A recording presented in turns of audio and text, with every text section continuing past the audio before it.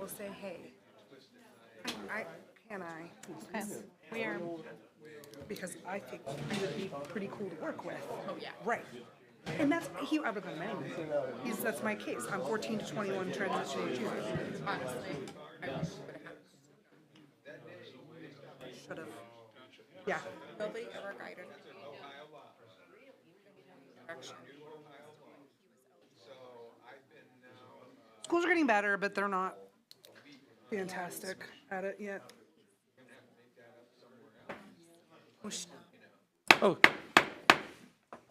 Okay, good evening. I'd like to start this evening with the assessment pertaining to CT consultants from the wastewater treatment plant. Good evening, everybody. I'm going to be brief. We're just looking at the results of the assessment.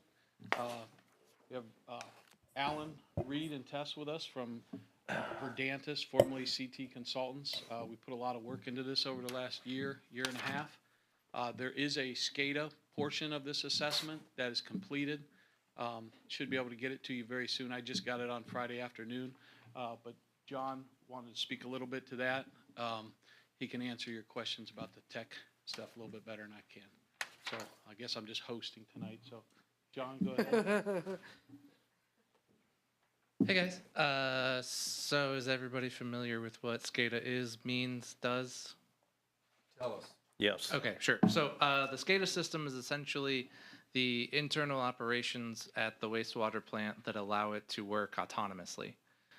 So that way, you know, Bill doesn't have to have somebody on schedule night and day to press buttons, run presses, et cetera, et cetera. So like if the water's high, the inflow is high or something, they get an alert and somebody can come in. You know, you don't have to have a person on staff all the time. And essentially, I don't know if he sent it to Chelsea to have up or not. Essentially, the whole assessment is red, except for one thing, and that's Microsoft Excel, which was a little weird. But essentially, you guys bought it in 2004. The entire system, you got 21 years out of it, running on 22, which is great. Definitely got the money's worth out of it. The essential problem now is that inside all of these, what are called DGPs or data gathering points, there's a card. We'll call it a card. And in that card, there's an input, and that input goes to a connection that then calls back to the server. There's an internal server for it. All of these little cards are anywhere from, 15 to 10 to 20 years old, essentially. Some of them have been replaced over time, some of them haven't. But the problem now is that if one of those dies, we're kind of SOL. Last time one of them died, they had to go onto the shelves, and luckily Chris at Rovassist had one on his shelf, but their main partners didn't. Even statewide suppliers didn't have any of them. They're out of support anyway. The internal software for the system was also out of support, so they actually had one of the servers die. What was it, 3 months ago? Something like that? New Year's Eve day. Sorry. Yeah, New Year's Eve day. One of the servers died. So I brought them in one of our PCs that we had from the city because it was so old. The software is so old it can run on whatever. So I gave them one of our recycled PCs, and they ran up another server. So essentially, from top to bottom, the whole system needs replaced because it's either been out of service or not produced for at least, the minimum thing was like 7 years was the last time some of these parts have been produced even, or even supported. So that's why it needs replaced. And when he gets it to you, or if he sends it to you, on there, it's basically, if I remember correctly, $500,000 for all the parts and pieces and everything that's needed, and then another $500,000 for the services, for project planning, for them to come and do the coding and all of the operational things, new wiring, basically new everything, and that's for their services part. I think the total, if I remember correctly, is $1,053,000, something very close to that. So yeah, he just wanted me to kind of go over that for you, since he didn't really have time to look over it, and I kind of just looked over it myself. So that's kind of the baseline of that, if anybody had any questions on that part. So when I visited the wastewater treatment plant on Thursday, the basic server in the administration building is running on Windows 7, is that correct? Yep. How is that even possible? So the cool part about SCADA is that they're designed as basically like Chris likes to say, it's like put it in amber essentially. Is they're self-contained units, so they don't touch anything outside. They don't need to. They don't have to. Right. So it doesn't matter. It's not a huge security risk if it's running on. No, I'm not talking about security. Is Windows is that 7 even possible? supported by Microsoft anymore? Not for some years. Yeah, it'll still run. I mean, you can literally, like, when Windows 10 goes out in October, you can still run Windows 10. It's just you're not going to get updates. You're not going can't to get update it. anything. There's tons of stuff like Quality IP has a manufacturing company that still uses Windows XP for their CNC machines. So I mean, it's totally usable. So this price tag includes replacing all those cards? Correct. Yeah. So we're Because not the cards won't work on a new system? correct. Yeah. So we're not replacing the boxes though, right? We're just doing maintenance and repairs to the boxes, because yeah, there's I did the walkthrough with him for the assessment of the boxes and to verify the parts and pieces. And all the boxes he says are in great shape. There's 2 of them that have problems. One of them is just the legs have rusted, but and the other one is that like the screws are coming a little loose, I think, or something. But nothing that needs majorly overhauled. Otherwise, it's just internals. But Bill and his team, he said, took excellent care of all those boxes. You know, I mean, they look great for being 20 years old. I mean, I looked at them. I couldn't even tell they were 20 years old. They look new. Jonathan, the system that you have here, the SCADA system, you're saying it's 20 years old. We have a SCADA system also in water distribution. And how old is that system? That one I don't know. Okay, we haven't looked at it. We're not aware of its age. Theirs is different. So they went. He went through. I always get them confused. Rove Assist. What's Amy's? Protec. Yeah, Protec. So Protec didn't. What should I say? So his SCADA system is not GE. What's the Rockwell? Is Rockwell based. So Rockwell is just a company that produces things. The ones that at water treatment are not Rockwell, if I remember correctly. It's a completely different system.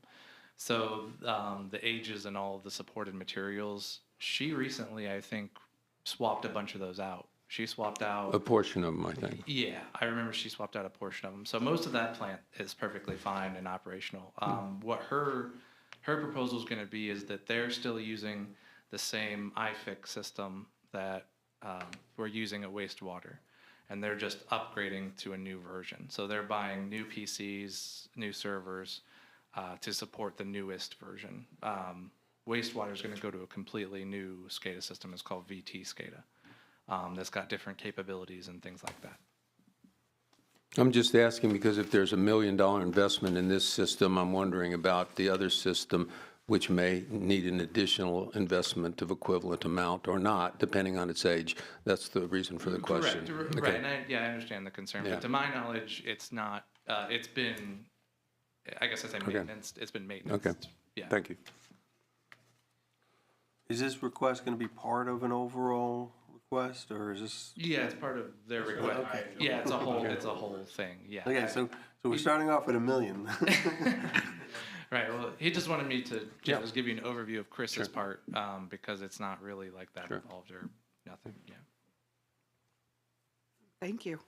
Yeah, but the good thing is it's going to last for many, many years to come once it's finished. Yeah. Right. Yeah. I mean, if you think about $1 million over 20 years, that's like 50,000 a year. Or no, math's off. Are we going to be able No, to get? Yeah, I'm not as good at math. Oh, was it? Okay, good. Yeah, 50,000. Yes. Yeah, 50,000 a year, which I mean, relative to all things, is not terrible. How much support do they have in terms of, like, contractually, when you do purchase the system, what is their built-in support for that? All the time. Chris has always answered whenever I've called him for some, Bill will call me down, I'll look at it, like, I don't know, and we'll call Chris and he'll be on it, like, literally next day, that minute. And also additionally, I guess I'll say, with that additionally, Chris did offer to give Bill and the operators and I some basic, I wouldn't say training, but like basic coding and troubleshooting on the actual SCADA system as well. So I will be doing that just for my own, records and helping to keep documentation, because I know it gets displaced sometimes. The packet has a picture of the panel where the SCADA system is any, I mean, is that being overhauled by this, or, because a lot of that seems to be just like networking and stuff. Yeah, I don't know which, are you talking about this packet? Or are you talking about? No, what the council got, it's from their assessment report. I didn't Figure, see any pictures in the one that was sent to me. it says figure 517 3-1 SCADA panel. That might be part of our facilities, but Oh, okay. not only saw the assessment from Rovisys, who did the SCADA portion, which was separate of our assessment. Gotcha. So these were some of the photos, that we took as part of our analysis. So Oh, yeah, sorry, yes. Yeah, you're good, yeah, no. so you haven't seen. Yes, so those panels, yes, will need to be, that's what's being overhauled, so I guess if everybody wants to see. Right in here, step back. Right in here is, like I said, the boxes are pretty much pristine. Like, there's no water leakage, there's no rust, they're all great. But inside here, yeah, you can kind of see those little cards where the blue cable's going to. All of that, yes, will be taken out, put in with new holders, connectors, et cetera, et cetera. We're going to reuse, there'll be some equipment that'll be reused, so there's fiber that's already run throughout the plant and everything that'll be reused. Obviously, we're not going to run new fiber. But the switches inside, Chris wants to replace those. And then it'll be a much simpler and hopefully neater process over time. John, we talked about doing a little bit of this over time rather than all at once. Oh, yeah, so it's not going to be, it also won't be like an immediate, we're going to shut the plant down for like 3 months. This is going to take a year. The cool part is that, like I told Bill, that as they do it in pieces, what'll be cool is you'll be making your own spare parts, essentially, so that if you replace one thing, if something does fail in that year, we've got spare parts now, which is also great in of itself. So yeah, it will be a long process. We're not just gonna, come in one day and everything's gone, essentially. The rest of the update. Yeah. Okay. I think we Thank got you, it. Jonathan. Yeah. Yeah, no problem, guys. Appreciate it.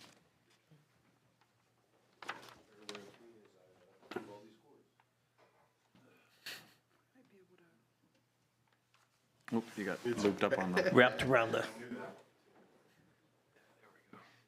So. You can slide the stand. Podium on wheels? Yeah. I just know if I lose this laptop, I can't work, and my company would be very upset if I broke it, so. So I want to start off by saying thank you today for everyone. My name is Alan Freiger at Verdantis, previously CT Consultants.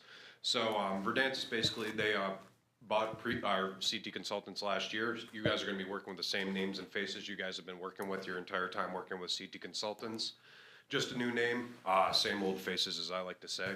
So my name's Alan Freiger. I'm one of the PMs in charge of this project. Eric Fallon, the prime PM project manager, he's feeling under the weather today, so I do apologize for that, but I'm going to be running this with Reed and Tess. I'll let both of them introduce themselves a little further. But touching base on this assessment overall, I think these two did a wonderful job. I didn't prepare this in our practice, so I just want to say the amount of effort and time it takes to do something of this magnitude, all those pictures that were taken, you see in the reports, all the data crunching, reading Bill's task 4 report that he had to submit to get his class 4. It took a lot and a lot of hours. So all the effort that was put into this, I hope it shows from the report you guys read, because I think this is a huge undertaking by the city. It's going to see at the end of it, you guys will see the dollar amount with it. But I think this is a very important upgrade. And at the end of the day, one of the cash cows of how you guys make money. So a very important part of the infrastructure of this city. So, it like moved on one slide, not the other. I can work off that, I guess. Oh, that's weird. The notes are moving, so you guys are just gonna have to see what slide. I don't know why this is frozen. But getting into it real quick, some acronyms and brief definitions that you guys are gonna see throughout the slides, just to clarify them up front. A couple of the big ones I'm gonna hit. EQ is the EQ basins, the equalization basins. Wastewater treatment plant is WWTP. ADF and PEDF are your average daily flows and your peak daily flows. Those are the big ones that we're gonna be hitting today. So going into the agenda, we're gonna try to hold you here all night. I'm sure you guys don't wanna be hearing about the wastewater treatment plant all night, as Bill's probably hit it on the head, and a lot of you guys I know have actually taken a tour of the plant, which is awesome. So you can see there's a couple of different scope items just showing the history of the plant, breaking down the process of how we went through the project as a whole, and then getting into the cost at the end of the day. And then there's a little extra in there where I'm gonna talk to you guys about possibly a rate study and how we're gonna talk about funding some of this capital costs. So going into the history of the plant, the initial construction was in 1907 for the initial collection system in the city and the initial treatment plant. In 1910, it was enlarged a little further and adding in some additional facilities. Going from there in 1941, a whole new plant was constructed. It needed a lot more flow capability along with some additional unit processes. So as you can see, you're gonna see a lot of asterisks in here next to some equipment. Anything that has an asterisk is currently in use today. Anything with a double asterisk is not currently in use. However, the equipment is still sitting at the plant and needs to be either A, taken out as it's already been abandoned, or kept there. That's a choice that we can bring up. But just to point out, the asterisk does state that it is still in service today. Some of it's been rehabbed and replaced, some of it is the original equipment, and that's something we're gonna touch on as this goes further. So in 1969, there was the intermittent treatment facilities. The city wasn't meeting some regulatory requirements, so at the end of the day, the NPDES permit keeps getting upped as the EPA was formed, and they kept updating their regulations, et cetera, as everybody gets told to comply at the last minute, like everything the EPA typically does. Tying that into 1974 plant improvements, this is where you guys got a lot more of your secondary treatment facilities. And tying that into 1990 to 1992 is where you guys start adding some additional plant improvements. This is where a big topic coming up today is the equalization basins, the EQ basins, along with the belt filter press and the new screening building, some big components of the wastewater treatment plant you guys will see. Tying that into the 1998 improvements, this is some of the final improvements that were done as a whole as brand new equipment at the plant, and you can see there's quite a bit of improvements, such as the SCADA system that John just did a great job explaining, and RoveAssist did a great job evaluating.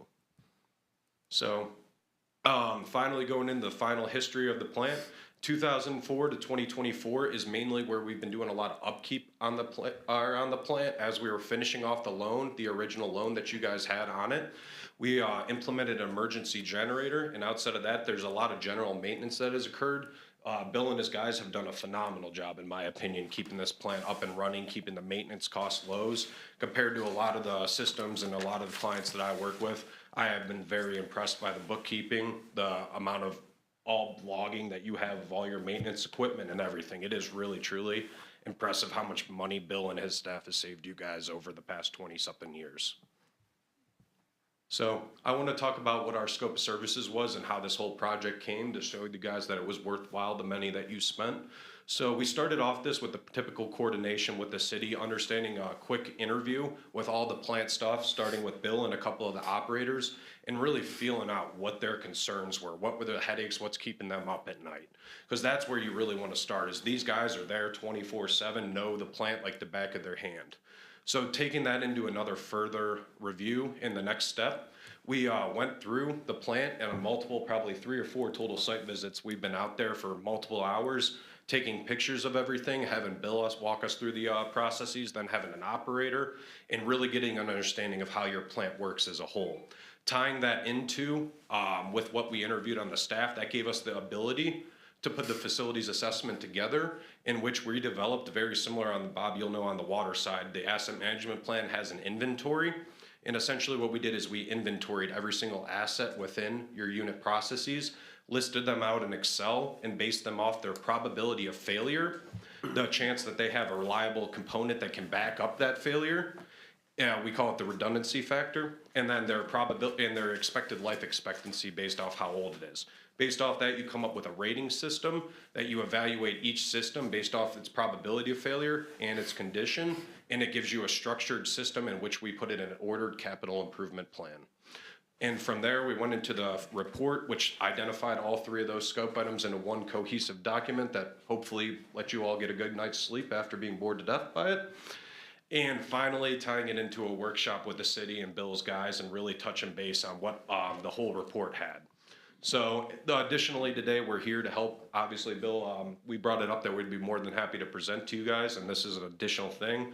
And I really want Reed to go into touch on a lot of the things that we did to really put our thought and our souls into this project. This was quite an endeavor for these two very young engineers, so.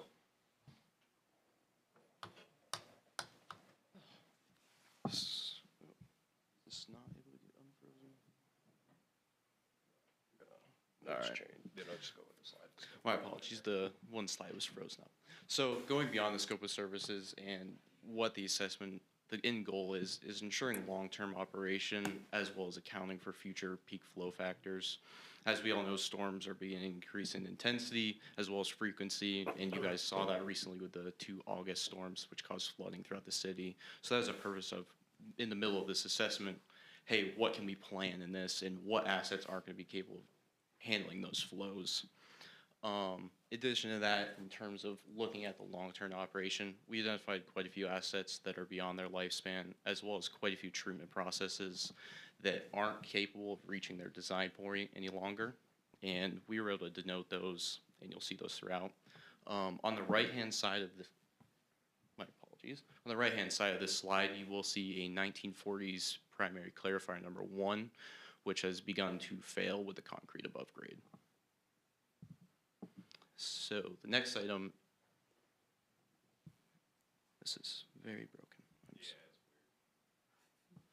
I don't know if there's 2 open.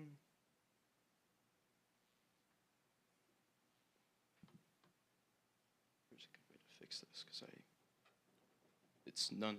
Sorry for the confusion. What we see isn't that up there, and it actually shows 2 slides previous and the first slide. So I'm trying to see if it's. It's not even. Chelsea, did you hit 2? I don't even know what it's doing. Oh, there it is. Oh, that's the right one. Oh, awesome. So yeah, I'm starting to get to the age where I'm starting to be technologically like inept, and these guys are starting to pick up things. You start introducing AI, and I'm starting to lose it myself.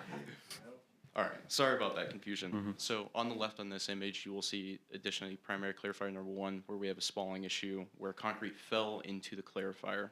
So when this concrete fell into the clarifier, it damaged the sprocket and the flights of primary clarifier number 1. This caused plant staff to have to drain the clarifier, enter the clarifier, and fix this issue. And you will see the costs associated with this in pure equipment, $4,900. And that does not include any of the staff hours that were allocated to fix this issue, where they could have been spent doing other items, running the plant, fixing other maintenance items. These will become more prevalent as these continue without update. These tanks are only going to get worse and worse. There is no putting a Band-Aid on a 1940s concrete tank. The next item to visualize was the overflow issue. During this assessment, we reviewed overflow data as well as all the NPDES collected data of the plant over the last 10 years. It was determined over those 10 years that 52 million gallons of untreated wastewater was overflown from the plant. I'd like to put an asterisk on that. Untreated in that the only treatment received was acting as the equalization basins and utilizing them as a settling pond. This tends to remove a lot of solids, but does not reach the term of treated wastewater. This value equivalent is 79 Olympic swimming pools of wastewater being overflowed from the plant that the plant could not take in due to the degradation of treatment processes. Excuse me, when it overflows from the plant, where does it go? It mixes with the effluent treated flow in the Hammond Road ditch.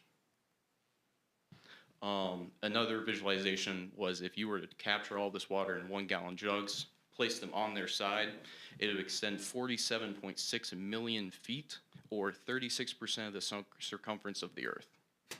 just to kind of put that, it's a large timetable in terms of the period that we're looking at, but the problem has been getting worse and worse over the years and what the plan degraded to.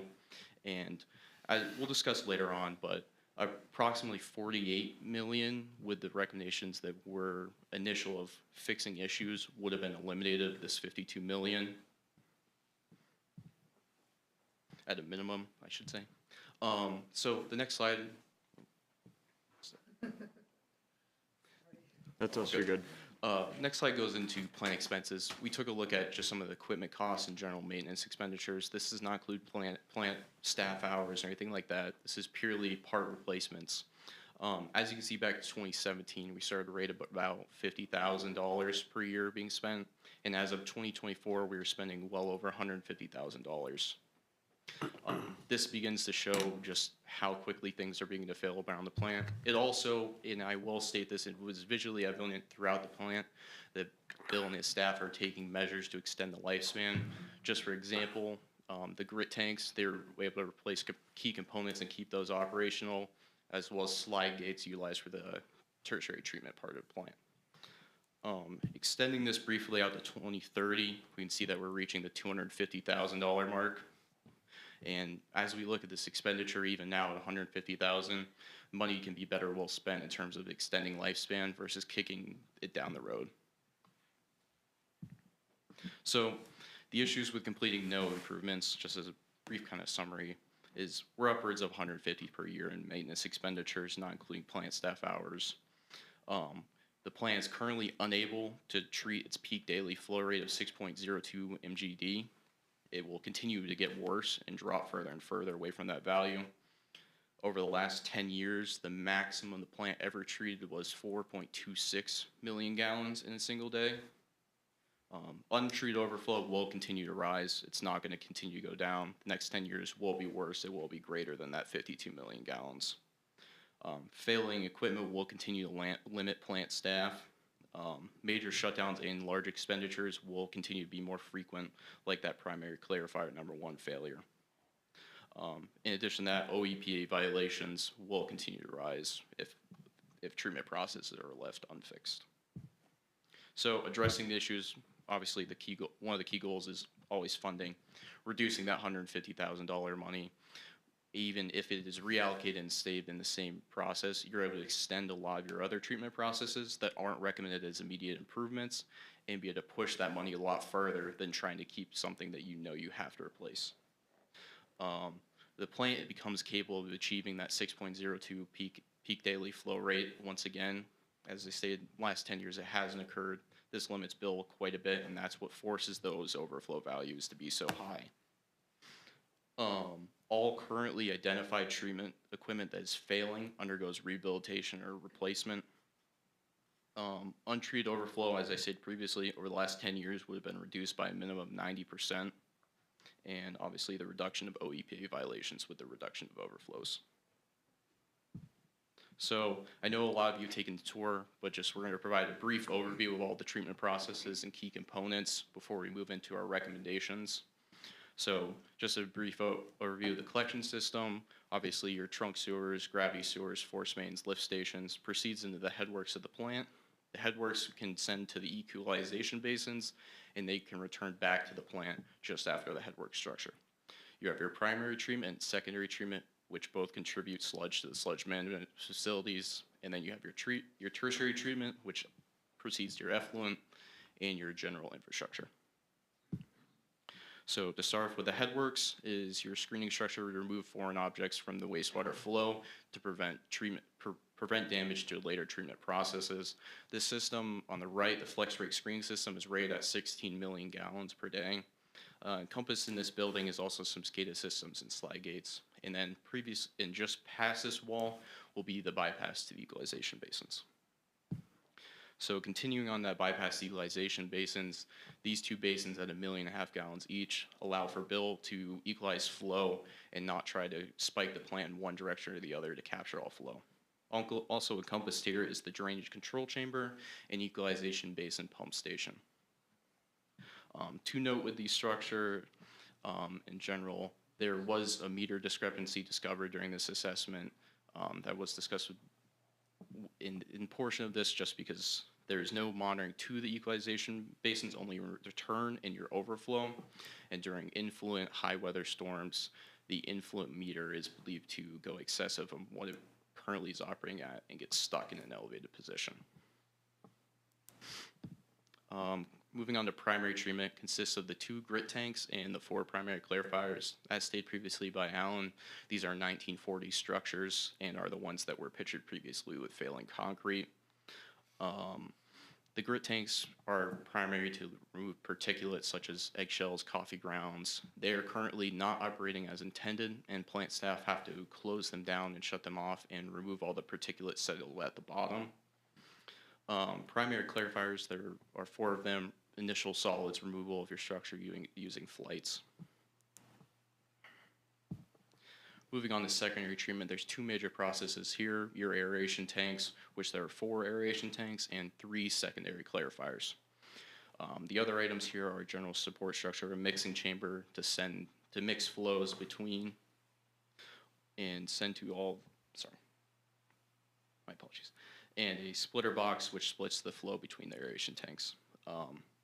The aeration tanks in influent, my apologies, they input oxygen into the flow to increase the elimination of nutrients in the plant flow, and your secondary clarifiers operate circular flights to remove sludge and solids from the plant flow.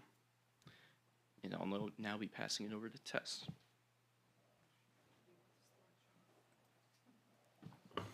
Hello, I'm Tess Cressman, and I'm here to talk about sludge management. So the sludge management system is comprised of digestion and dewatering. There's 3 stages to the digestion process, with each stage taking place in a separate tank. So the first 2 tanks are anaerobic digestion. They're both heated and mixed processes that promote biological activity, or like we like to call it affectionately, bugs, that promote the nutrient removal. Each anaerobic digester is fitted with a methane collection system, which is then used as fuel for the boilers as an energy capture system. The third stage of the digestion is neither heated nor mixed, but rather it further settles the sludge so a supernatant can be settled or taken off the top and returned to the head of the plant. The sludge is then dewatered using the belt press and produces a sludge cake. The pressate is recycled to the head of the plant as well. Ravenna produces a Class B biosolids, which can be land applied. The tertiary treatment system is comprised of the disc filters and the UV disinfection. Disc filters remove fine particulate down to a size of 10 microns, and the UV disinfection system neutralizes harmful bacteria. The disc filters are comprised of 3 filters each with 12 discs. They each have a capacity, design capacity I should say, of 3.01 million gallons per day. Solids removed by the filters are then backwashed into a collection trough and returned to the head of the plant.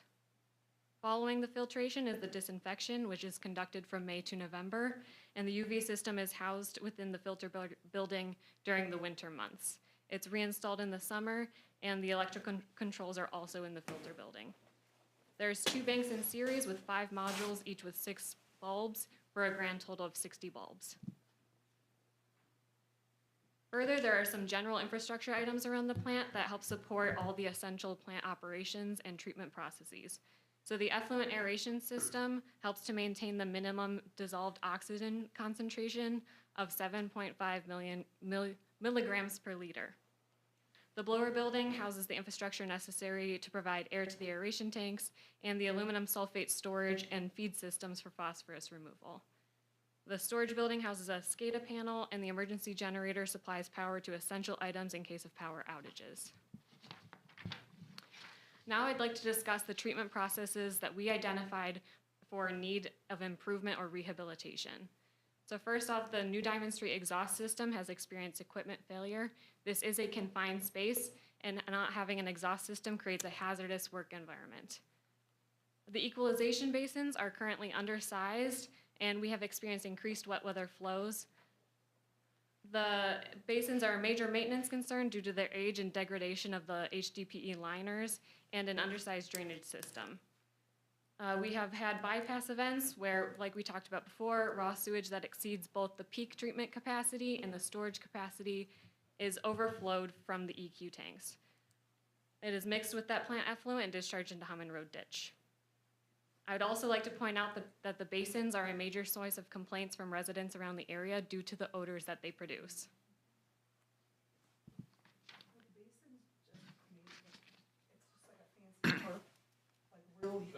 It is an earthen structure, so it's right now it has sloped walls and it's just covered in a plastic liner. That's what I was trying to figure out. Like a pool liner. Yeah, there's saran wrap in a hole. Yeah, it's a good way to say it, unfortunately. I apologize. I had asked her if the basins were made of, it was like the giant thick tarp. I've been out there. I was just trying to remember which part it was she was talking about. Thank you. Yes, they are an earthen structure with an HDPE liner. Other items identified for improvement were the grit tanks and primary clarifiers, which are often talked about in tandem due to their similar treatment functions as well as their close geography. So the grit tanks, like Reed had said previously, are not operational. Rather, they are sized such that they accumulate grit along the bottom, and once a year they're taken offline and they're manually dredged. They have exceeded their useful lifespan, and despite improvements to the blower and diffusers, are in critical need for replacement. The primary clarifiers, as we saw earlier, have extreme structural and equipment concerns. Like we saw, the equipment is falling and has interfered with the mechanisms. The tanks have had numerous repairs over the years and have reached the end of their useful life and have exceeded it and are thus recommended for replacement in their entirety. Additionally, the disc filters have had operational concerns meeting the required treatment flow. They are no longer meeting their design point of 3.01 million gallons per day each. The filter media has clogged with more frequency, causing additional backwash cycles, which forces the water to bypass the disc filters during the peak flows. They are recommended for rehabilitation. The belt filter press also has critical components that are showing advanced wear and tear, and it is recommended to refurbish those components and rehabilitate the dewatering system. With that dewatering system, you have the conveyor that puts the sludge from the belt press into the truck for hauling, and it has operational and maintenance concerns, and is also beyond its useful life. It is recommended for replacement. The emergency generator is also beyond its lifespan, and there are concerns with its ability to power the plant during an emergency situation in which the plant ceases to have power. It is recommended for replacement. Now, with all of these recommended improvements, we have done the cost estimated associated with these projects, and we utilized the Association for the Advancement of Cost Engineering Class 4 and 5. Class 4 has an accuracy range of -30 to +50%, and its end usage for this type of estimate is for concept screening. Class 5 has an accuracy range of -50% to +100%. The end usage for this is feasibility and budgetary considerations. In both cases, existing capacity, footprint, and the preliminary costs associated are with best judgment and comparable projects of similar size.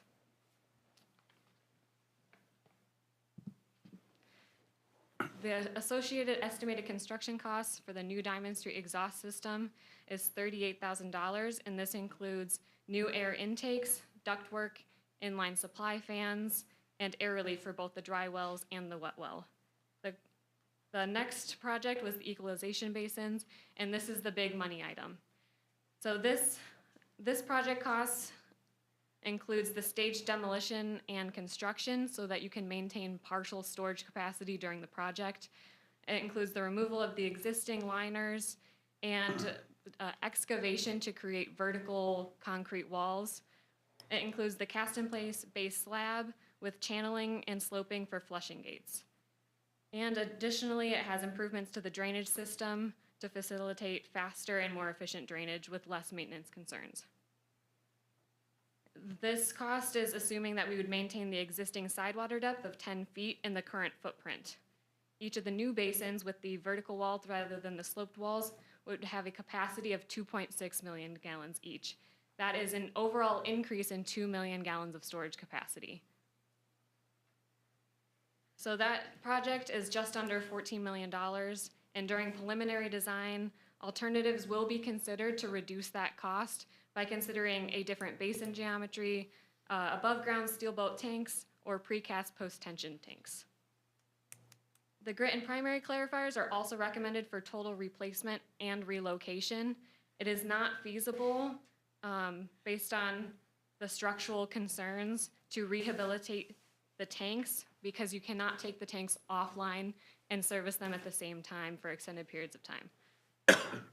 A site east of the administration building was preliminary selected for the purpose of creating the cost estimate, and they are inclusive of new cast-in-place concrete tanks, a vortex grit system and grit classifier, and 4 rectangular primary tanks like the current configuration, each with chain and flight clarifier mechanisms, and a new control building. The grit tank is $1.43 million estimated for the project cost, and the project cost estimation for the primary clarifiers is $4.63 million.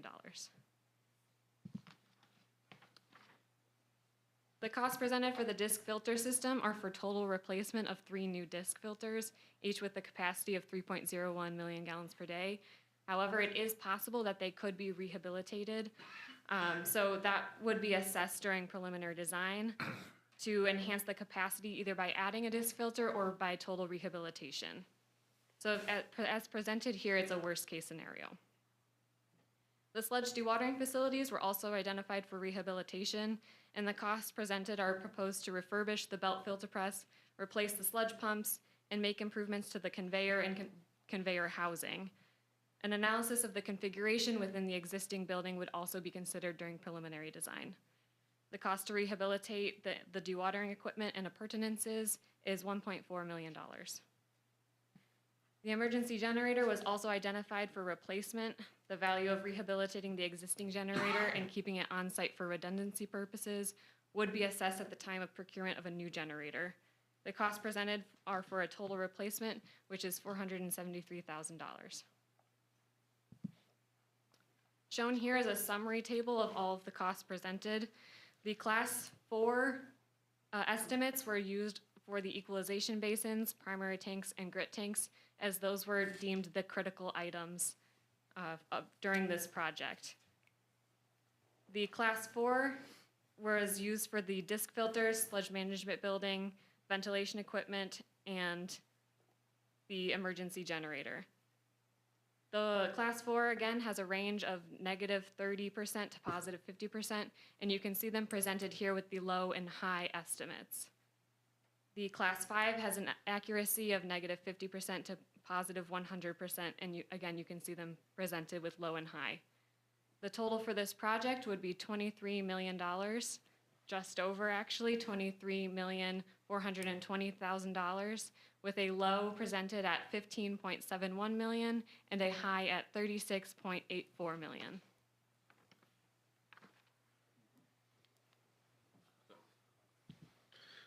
Obviously, circling back, so you guys have just taken in a lot of information, and congrats to all of you that are still with us awake. So tying that in, let's circle back and see what would be achieved with all this expenditure, what's going to be achieved when we get this finished product. So at the end of the day, the Ravenna wastewater treatment plant is going to be able to be back to that peak flow capacity, that PDF number that is part of your guys' OEPA and DPS permit. Currently, like we have been stating, you guys cannot meet that peak permit limit, which can be an issue when you need to meet that limit, obviously.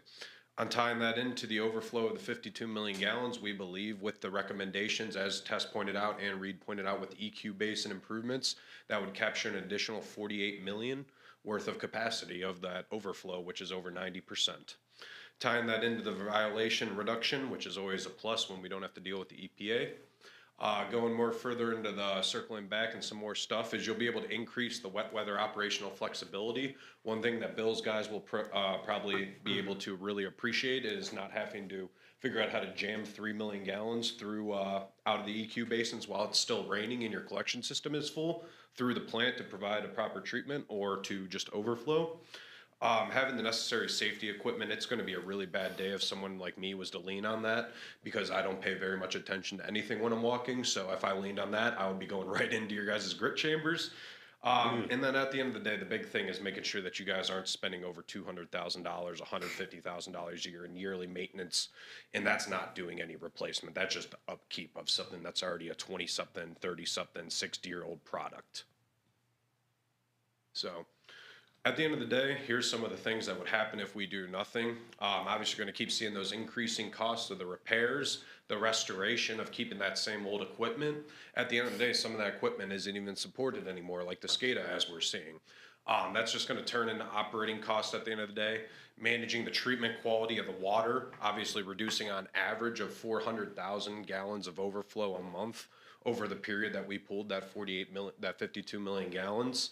And at the end of the day, damage claims. No one wants a backed up septic system in their basement. And that's something that you guys all have to hear out. And if it's part of your collection system that caused it, at the end of the day, it could be a damage claim and something that is a headache for all of us sitting here. So recommended continuing planning is going to be a couple of recommendations of how we recommend to proceed forward based off the sticker shock that everyone just received. So tying that in, what you guys should probably do next, in our opinion, is something obviously at CT/Verdant's we're more than happy to help with, is understanding what funding sources are available. Bob is very savvy with all the funding sources and achieving grants and loans for you guys for all of the community projects, and he does a great job doing so. So making sure that we understand by a financial plan study, we have a whole funding division that does this quite regularly as part of large infrastructure improvements.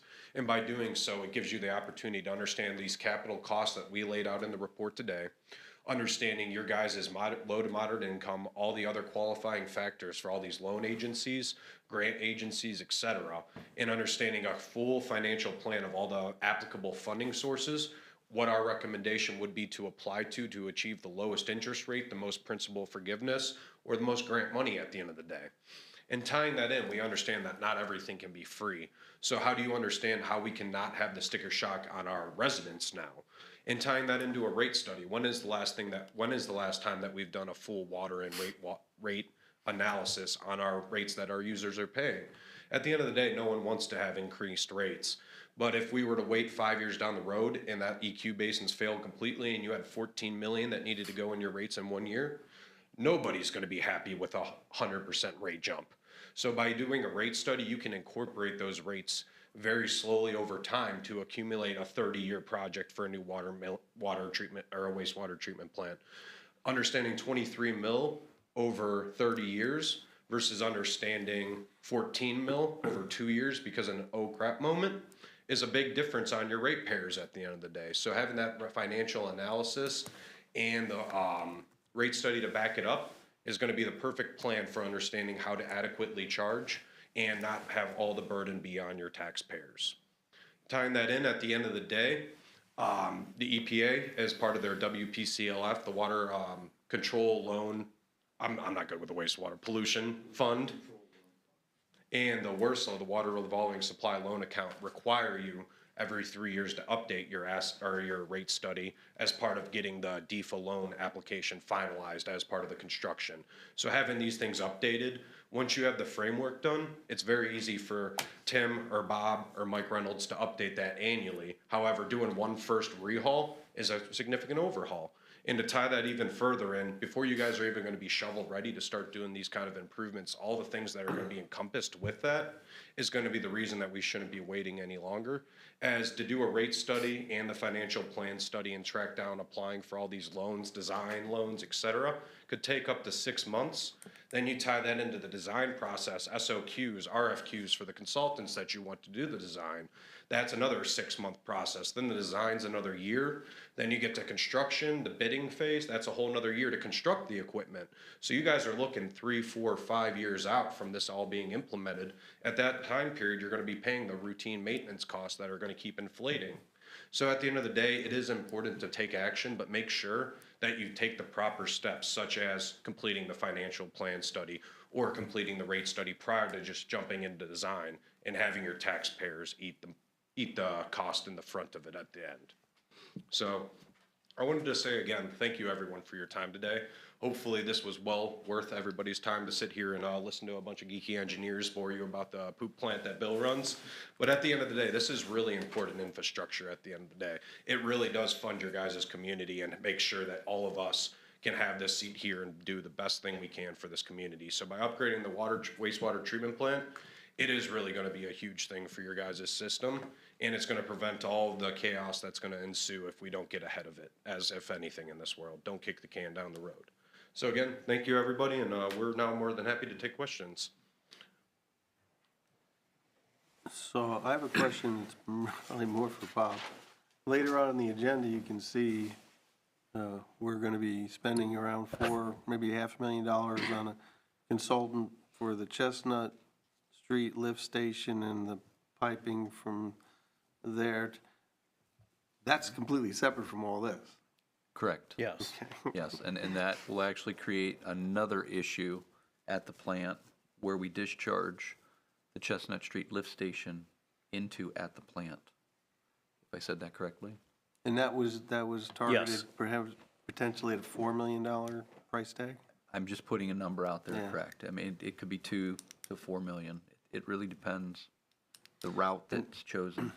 And all these improvements we've discussed tonight are, except for, I think there was one mention of a lift station someplace else that was condensed or was unsafe for some. Diamond. Oh, yes. that's Except at for the that, property. all of these improvements are at the wastewater That treatment diamond plant. well is Yes. actually on the plant site. Oh, It's it is just, on the plant site. The very first structure in the receiver. Oh, okay, so everything is at, That is correct. It could be the route that we come in from Chestnut Street. That is true as well. But everything is connected. Could this be like a package deal? I mean, Could be. It could be. I think, well, what these folks will do is prioritize, as they've already said, the first 3 big-ticket items are critical. absolutely. If we decide to take a loan out for $23 million and do it, or Bill's been talking about the EQ basins for years, and it was difficult to have them fixed when they needed to be repaired. Right. And the sun just bakes them, but what they didn't get into was the maintenance of those basins and cleaning them out. When we have a rain event, then they have to go in with garden hoses and try to spray, clean them, and which is a whole nother set of issues. It's not efficient or effective, so a new design would help out. But Absolutely. And that's something that we factored in the costs, is I believe we were gonna use slide gates, was it, to flush? Yeah, so flushing gates that are gonna actually remove his guys from needing to be out there and sitting there for a whole day, shooting a hose into the hole that you guys all saw while you're out there. It's basically you're shooting a hose from across the entire EQ basin in a hole. How big is it? Like, yeah.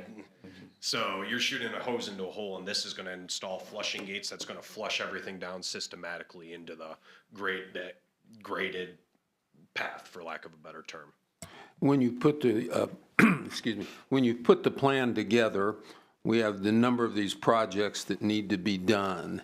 In the prioritization of those, if we put them in the list of what needed to be done and the order that we did do them, and go through them in order and get to the ones of lesser priority in a year or two, I guess what I'm asking is there a 5-year plan that we can operate on? Is there an 8-year plan that we can operate on?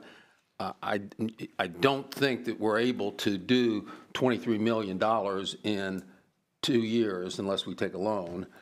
And so have you looked at those numbers of how many year program could we go through without really being in dire problems with not getting to a couple of the items till later? No, totally understandable. You feel comfortable taking this one? So there's a bunch of different options in terms of how you break it down. The items we put out there were immediate recommendations to be able to reach that 6 million, and that's how they were staged of do all these at the same time. The plant's again capable of that accomplishing that 6 million peak factor and reducing a lot of the overflow issues that we were seeing. There is absolutely priority items that can be assembled into a 5-year plan with everything. And a lot of the experience I have with the different cities is looking at that funding and seeing what they're comfortable with. It's always going to be a large figure of what we look at, EQs especially. It more boils down to what priority items the city wishes to see on whether it's, and how, I guess I'll put this better term, whether they want to see the issue in terms of treatment or they want to see the issue in terms of manpower and bill spending excess hours trying to limp the EQs along in the liner that's existing there. Priority items as we see them: grid tanks, primary clarifiers, EQs, disc filters. Disc filters go more towards the end because we do believe they can be rehabilitated with inspection from the manufacturer. But obviously the air intake for the new diamond well, that is an essential item because it creates an unsafe spine face entry. So that is a priority item as well. So just kind of to summarize that, there are options that we provided in Excel to break this in, and Bob requested a very similar, like 5-year capital plan to plug in for these loading sources. In our opinion, that's something that can definitely be provided to you guys. Usually that is a step that would be provided with the rate study as well. And one thing that a rate study will look is in an immediate capital list like this of 23 million, it would phase it appropriately into the rates. And one thing that a rate study would look at is a 5 to 10 year outlook, and not just adjusting your rates for a one-time fits all, because that would, like I say, be a huge rate bump. So we would evaluate those capital improvements costs based off the recommendations from this report in the annual years. So if it be, let's call it EQ basins, 6 million 1 year, 6 million the second year, then you get the grit tanks with 1.4 the third year. That would be factored throughout the rate study with the appropriations of the rate increases and the funding sources to break it down for you as a simple figure, for lack of a better term. One concern I have is, and I don't understand, there's two different standards you go by to establish these estimates. But the estimates can be wildly from 40% less to almost double in some cases. So how do you prepare to deal with this financially when there's such variability in the cost? Totally. So, yeah, that's always a question that I get about the AACE levels, American Association of Civil Engineers. Essentially, it's their cost estimating tool.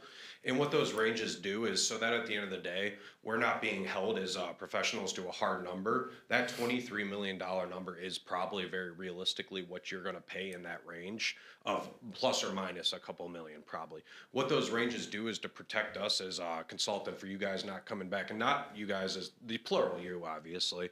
As I say, it's going to cost, let's say, 23 mil, and it comes back, we go do a foundation analysis, or we go dig up under those sludge buildings and we find something we're not supposed to find in terms of a brownfield a possibility or anything like that, your costs are going to shoot right up, and we could have never predicted that. So essentially, when we're doing these cost estimating, the reason that some of those items are a 4 is we took more time to look into the conceptual plan of how it would be construction, which allows us to lower those bounds.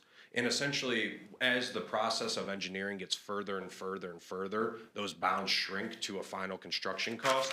Typically, that subtotal value we provide for you is what we feel very confident in, and all the backup that Tess and Reed did with the cost estimating, touching base with manufacturers, et cetera. But at the end of the day, we can't just present, we're telling you it's 23 mil, take it to church, you know what I mean? So that's why those bounds are there. But that 23 would be very, very confident in the number we are feeling at this moment. Nice job on everything you guys presented. Thank you. I know it took a lot of work. Yeah, no, it's a very important process to your guys' city, and I'm sure you guys all enjoy the tour. Bill does a great tour, especially for the kids, so.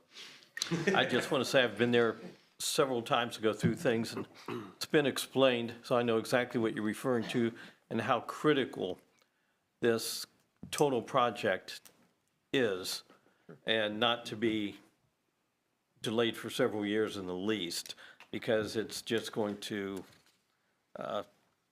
create more problems. I don't need to go into all that. No, I agree completely, and I appreciate all of your guys' support in letting us come out and actually speak on this. This is a great opportunity for all parties, I believe. We appreciate it.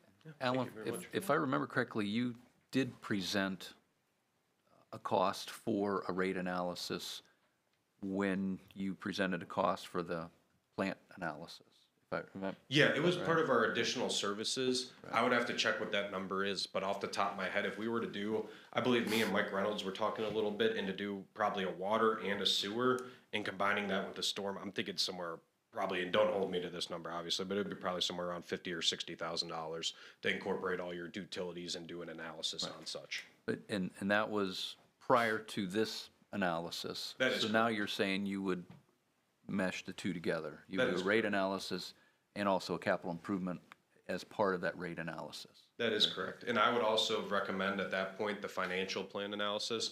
That's something that doesn't take Phyllis a lot of work, and I could share, Bob, you an example of what Phyllis does. She does a phenomenal job for those breakdowns of what funding source she recommends based off these interest rates, these parameters that you should apply for that will give you the most, it's a great tool. You know, and for what it's worth, we need a rate analysis for both of our plants. Yeah. We haven't done one that I can remember. Mark Bowen put a rate analysis together for the water plant, gosh, probably 2011 or 12. It was not received very well, and it wasn't, in the end, it wasn't utilized. But a consulting firm that has a different outlook on things, I think you're going to see the same numbers, but I think the community might accept it better from an engineering firm than an employee. And I will say my boss, Bob McNutt, who does a ton of these rate studies, he's done a great job with how to adequately make it so it's not a major increase in something that you're eating. It's going to be small progressional upticks until we get to a point where we're collecting the proper revenue. And one of the benefits of the wastewater plant is that Portage County pitches in as well. So you guys at the end of the day aren't eating the full brunt of that load as well. And one more thing on the rate study, I won't beat it to death, but Bob, as you know, for the AMP, the asset management plan for the water side, it is required every 3 years for you to update your rate study, or you will get a notice of violation. That can be something done internally, but that is now a requirement as part of the asset management plan law. And the way that we like to set up these rate studies is we'll do it for the one time, set up the Excel so it can just be copied and paste formula after year, and it's usually just a one time in the cities that we work with, and the municipalities take it over from us and just call us up with questions. I just want to mention something quick. You just mentioned about the, some of the water coming in from the county. Sure. I don't know if everyone really knows that a lot of the wastewater that's processed every day is from the county itself. How much would you say about proportionally 30? Between 600 and 700,000. It's Proportional. a little less than half. I'd say 40%. Which is generally the proportion that the county pitches in for improvements. Correct. So the previous loan over the last 20 years, they were paying 35% I forget what the of contract that. states. Right. I've seen it as well, but yeah, there's a contract that stated the amount based off the rate and et cetera, so. And that would be something evaluated as part of the rate study as well. Yes. We would encompass all that, obviously, because that's revenue, so. What involvement do we need by the county then? Oh, we would have an agreement. We would have to strike up a new agreement with them. That they would pay 40% of the project? Correct. And they did pay for 34 or 37% of this assessment. Correct. That is correct. They're aware. So they know what's coming. There's something coming.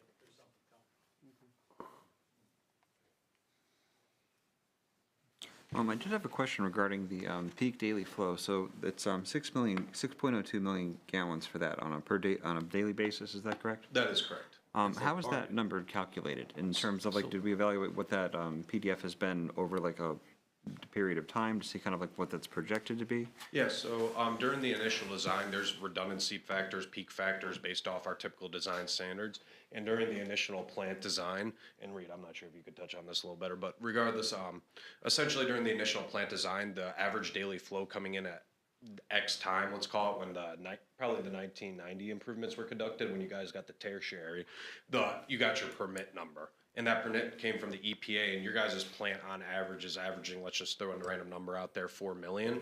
That 4 million number is what's expected, and then based off average design parameters and the equipment's processes based off the redundancy, if there's multiple equipments that can work in a process together, that's where that peak number is derived for. So the original plant design in the 1990s, when the permit was reissued for the tertiary, was 6.02 MGD, and currently it cannot achieve that because of the degradation to some of the unit processes. So that's one of the reasons that we kept bringing that number up, is we can't give you an exact number of what we can exactly get to right now. May it be 4.8, 5.2, 5.6, but we know based off what we've seen and the overflows that we've had to conduct, that we are not able to achieve that 6.08 or 6.02 MGD anymore. Between 4.5 and 5 right now. Okay.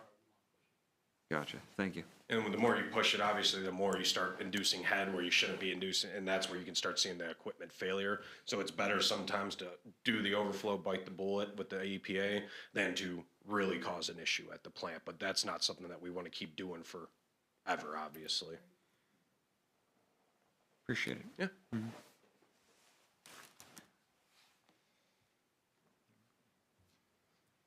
I don't have any more comments. It's a lot of information. I think we have to digest it. Yeah, no, it's quite that report's quite a beauty that those two put together, I will say, so. All right, thank you. Yeah, thank you, everybody. I'd just like to add our contact information is at the end of the report, so if you have further questions, you can always reach out to us. Are we going to get a copy of that PowerPoint? Are we able to get a copy of 100%, I'll that? get that over to you Okay, guys. thank you. We didn't, I think you were emailed the whole packet, Yeah. but it wasn't printed for you guys. If you want to print it, then I don't know if we had that presentation. have you didn't. We no, did you not didn't have all that of presentation This- emailed to us. That's helpful to understand it, so. This is inundating everything that's in here. Oh, yeah, and that is the final draft report. That's the draft. Oh, yeah. So that's the draft report. We wanted to have this council meeting, so if there was any comments that any of you guys had on any of the reports, that we can put any further comments on it. So once everyone gets a chance to digest the report, if there's any further recommendations that you would like us to add, that's basically why we wanted to have this meeting, just so you could all hear it from us. And then if there's any further analysis that we put into the PowerPoint or something, we're more than happy to obviously incorporate it, so. Thank you. Also use this an attachment when you go for funding as well. So that's why it's really important to have your comments, so that if there's something you want to see, we can address that in the report. Appreciate it. Yeah, thank you. So the next item is much shorter. As he says it with a smile. Yeah, but Alan can speak to this too. This is good old, It's easy one. pretty quick, yeah, I'll let him speak on this one because it involves industrial pretreatment and some local limits. It's a little bit out of my range. Yeah. So we had to complete a technical justification. I work with Bill on the pretreatment industry, or the industrial pretreatment program at the city as well. And essentially, there was an ordinance passed in 2014 that showed the limits that the industries have to be acceptable of. So essentially, you're not able to put more than 0.34 milligrams a liter of cyanide based off your flow rate into the system so that Bill can treat it. So these permit limits are basically evaluated, forced by the EPA every 4 years. So that's something that I just conducted recently. We submitted to the EPA as per usual. You guys always pass with flying colors. The pretreatment program is pretty self-sustaining. However, the 2014 ordinance has an incorrect value on the cyanide parameter limit. It's like I forget what the old one is, but it needs to be 0.3 milligrams a liter. So we raised the cyanide value based off some treatment processes that got, whatever it was, or the EPA relate. Essentially, they raised the permit limit based off the tech justification value that we found. We put a redundancy factor in a certain safe threshold to make sure that these industries are falling under a parameter that the actual plant can treat. And we felt there was need just because of one of the industries that kept violating when there was no real reason for the parameter to be that low. Then back in 2014, 16, we raised it a little bit, and it's just never been accounted into the ordinance. It's already in the permit cycles, in the NPDES permit, et cetera. The EPA just saw that on the ordinance. It wasn't necessarily updated and wanted us to have it passed, and we have to have the formal ordinance passed by council to have it approved by the EPA. So literally when I sent it to Bill this morning, it was a red line with subtract one line with 3 digits gone and 3 new digits. So it is just upping your cyanide permit a little bit, essentially, for the industries. So we're just changing the number to what the number should have been? You're changing the documentation to what it is now, but that documentation is incorrect. So yes, everything's at 0.34, and this is the one out of line duck at the end of the day that we need to correct. And that's just something that's missed so easily because it's just it's an ordinance at the end of the day. But yeah, that's basically what we need. So thank you.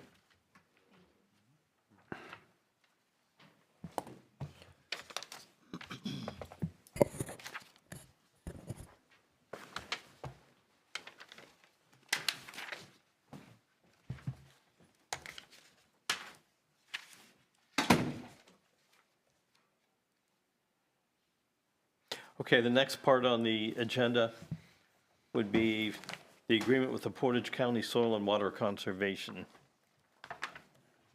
District. This is, I believe it's a 5-year plan, and this is something, yeah, it's $1,500 for storm infrastructure.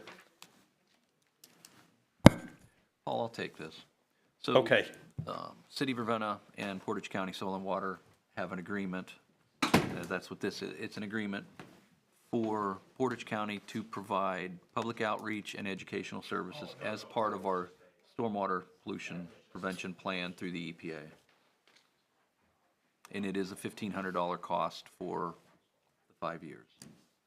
I'm not sure how they can do this much work for us as part of our permit for $1,500, but they do it.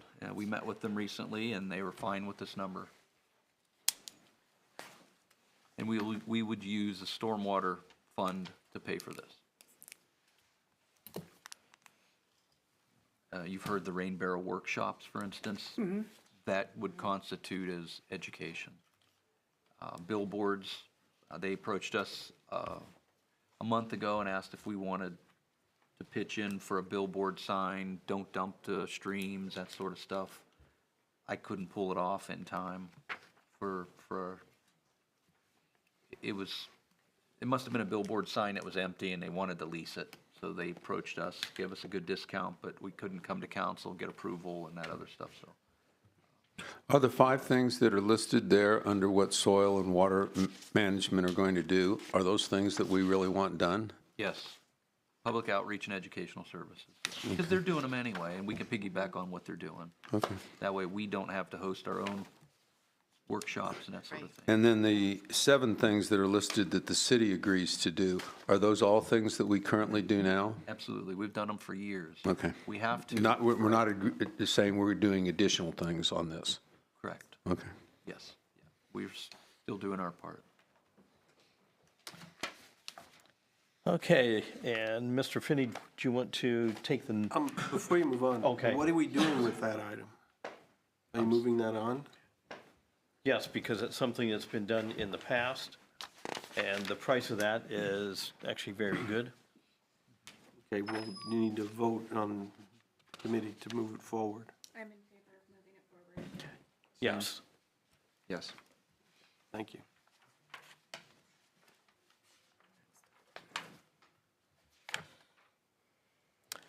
Okay, since that part's finished, we'll ask Mr. Finney if he'll want to explain the next section.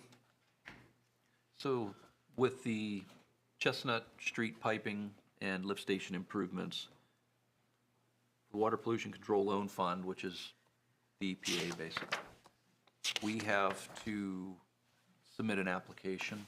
It requires the mayor's signature, law director's signature, Tammy's signature. I think even Chelsea has to sign. And I do too. So we need authorization for signature to submit the loan application. Is this the loan to pay for This would, the $500,000? correct, yes. Hoping that it turns into a grant, is that? Yes, so principal forgiveness is a term they use. This group cannot, we were told this group cannot give, quote, grant money, but they can give principal forgiveness, which means we don't have to pay it back, the loan back. Because Like that we're a low sound. to moderate income community and we've scored well on the application compared to other communities. But they're pushing us, we need to have this in place by April 1st. So at the committee of the whole, we would need a special council meeting to approve these so they can be signed. Both the Ordinance to be loan and signed. the contract? Yeah, the loan and the contract, which is the next one, would be the contract with MS. I don't have it yet, but I will have it. The contract? Yes, I don't have it. They're supposed to be working on it still. Okay. Yeah, and the contract would be the price and then the, our final product. What they've already, we've had some discussions and I said, no, we need a final product. We can't do this in phases. We need an overall scope. We have to agree to the scope, which is the final product. Construction documents is what I want. Okay. So do you think those budget and these two items. So the contract with MS Consultants is authorizing the mayor to enter a contract. And I have seen this lift station. I've been in it before, and I know exactly how important this project will be. This will be a big asset as soon as it's finished. So the committee want to move that forward? I'm in favor of moving it forward. Yes. Okay, the last thing on the agenda will be the gas aggregation. If there are any different numbers. Well, I brought this to discussion because I received a phone call later last week from our supplier, Eastern Power and Gas. They basically told me that they are not going to honor our contract any longer due to market fluctuations, financial distress from their company, tariffs that are coming forth from Canada and Mexico for energy. Really don't know what to tell you, but it's utterly disappointing that they need to break a contract with us because of regulatory reasons. Looking at the contract with Mr. Semino, we looked at it completely.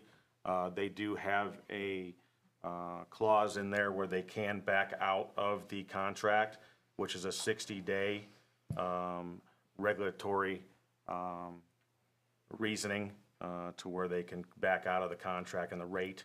Now, that being said, they are willing to come up with another rate, which would be an SCO rate, which is a standard choice offer rate, which would be 5 cents below basically what Dynergy is actually going to supply gas for people that don't go through an aggregation. So that's where we're at on that. Semino's been talking to them.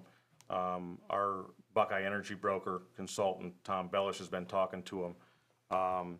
At this point in time, I need to get more information from Mr. Semino on what he thinks we should do contractually. I think we're at a point now where really we're sort of at a point where they can get out of it. We're at 3.95 MCF right now, as it is with Eastern Power and Gas, which is a fabulous rate. And it really disappoints me because I thought at the time we signed this contract, this was going to be a contract which was good for our residents through the end of September of 2026, which is a fabulous rate, and I'm really disappointed in it. But that being said, if they have an out in the clause of the contract, we're gonna basically look and listen to the SCO rate that they're gonna offer. But I also have our consultant, Tom Bellish, looking at other rates from other companies at this point. Absolutely. So I just wanted to bring it to discussion with you guys to fill you in on it. Mr. Semino is aware of it. He's written them, he's talked to them personally, so is our consultant. So we're working on it to get the best rate for our residents at this point in time. So once I get those rates and that SCO rate they're gonna come forward with from Eastern Power and Gas, I'll bring it back to you and let you know, hopefully by next Monday. Are they doing this to other communities? Yes, exactly, yes. I got a phone call from the Association of Mayoral Association through the state of Ohio today, and we are not the only city in this tri-county area, Stark, Summit, and Portage, that they're doing this to, and it's a ridiculous thing, really, in my opinion. So Well, I mean, so it's interesting how they can just back out of an agreement like this. I mean, I don't know why would you want to enter in another agreement with them when they would just do the same thing again. I'm also concerned about our broker. Maybe we should be looking at other options. We had a visit from, was it NOPAC? yes. A couple of years ago. Timing was awful because they came and gave a presentation after we had already signed up. But maybe, you know, That's actually a name that was actually put forth to me today. NOPEC, absolutely, and that would that's be a different way to go about finding another. Exactly. Yeah. So I just think maybe we need to explore multiple No, absolutely, options. I'm totally in agreement with you, Okay, good. absolutely. And what's best for our residents is what I'm looking for, so. And I think that's what our consultant is looking for also, I do believe that. he does a heck of a job for us. I do believe that. So I'll talk more with Mr. Semino about it and see where he's at on the contract. He's in direct contact with Eastern Power and Gas, so we'll see what they have to say about the SCO agreement addendum. It would be an addendum to our contract, but, you know, if it's not competitive, I'm not going with it. But you did say, Tim, that Mr. Semino has reviewed the contract. Absolutely. And he believes that they have the right to get out of the They contract. have a 60-day regulatory. Didn't they meet the requirements to Yes, be able to which get out of the basically- contract? Okay. Yes, they can get out of it, basically give up the rate that they're giving us, but also give us an addendum to that contract, which would mean an SCO rate. So Okay. that's where we're at on that. Just wanted to make it for discussion for you guys. We'll continue to work, that's for sure.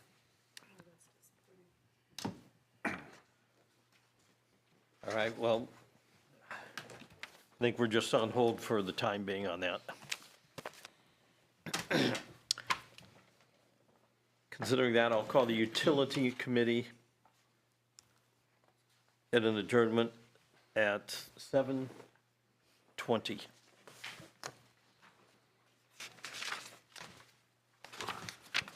And at 7:20, we'll call to order the Personnel Committee. We have one item on our agenda, non-union sick time payout. Right now, all employee groups in the city have a provision for a payout of accumulated but unused sick leave upon retirement. All employees have a provision for that. The provisions for the payments vary across employee group. 4 out of our 5 employee unions have a provision where the payment is 1/2 of unused sick hours up to 960 hours. So that is basically across 4 out of our 5 unions, okay? There's one union that has a different provision, and theirs is that they pay unused sick hours up to 650 hours, but it is not half. It's the full rate. It's straight hour for hour. So that's the difference in the way the unions are covered. And our non-union employees, their provision is unused up to 650. Okay, so it's not a half. So the Human Resources Office, upon examination of these provisions, has made a recommendation that for our non-union employees, that we should go to the provision of 1/2 of unused hours up to 960 hours. So right now, an example would be our non-union people can only get 650 hours paid upon retirement. Did you just say only?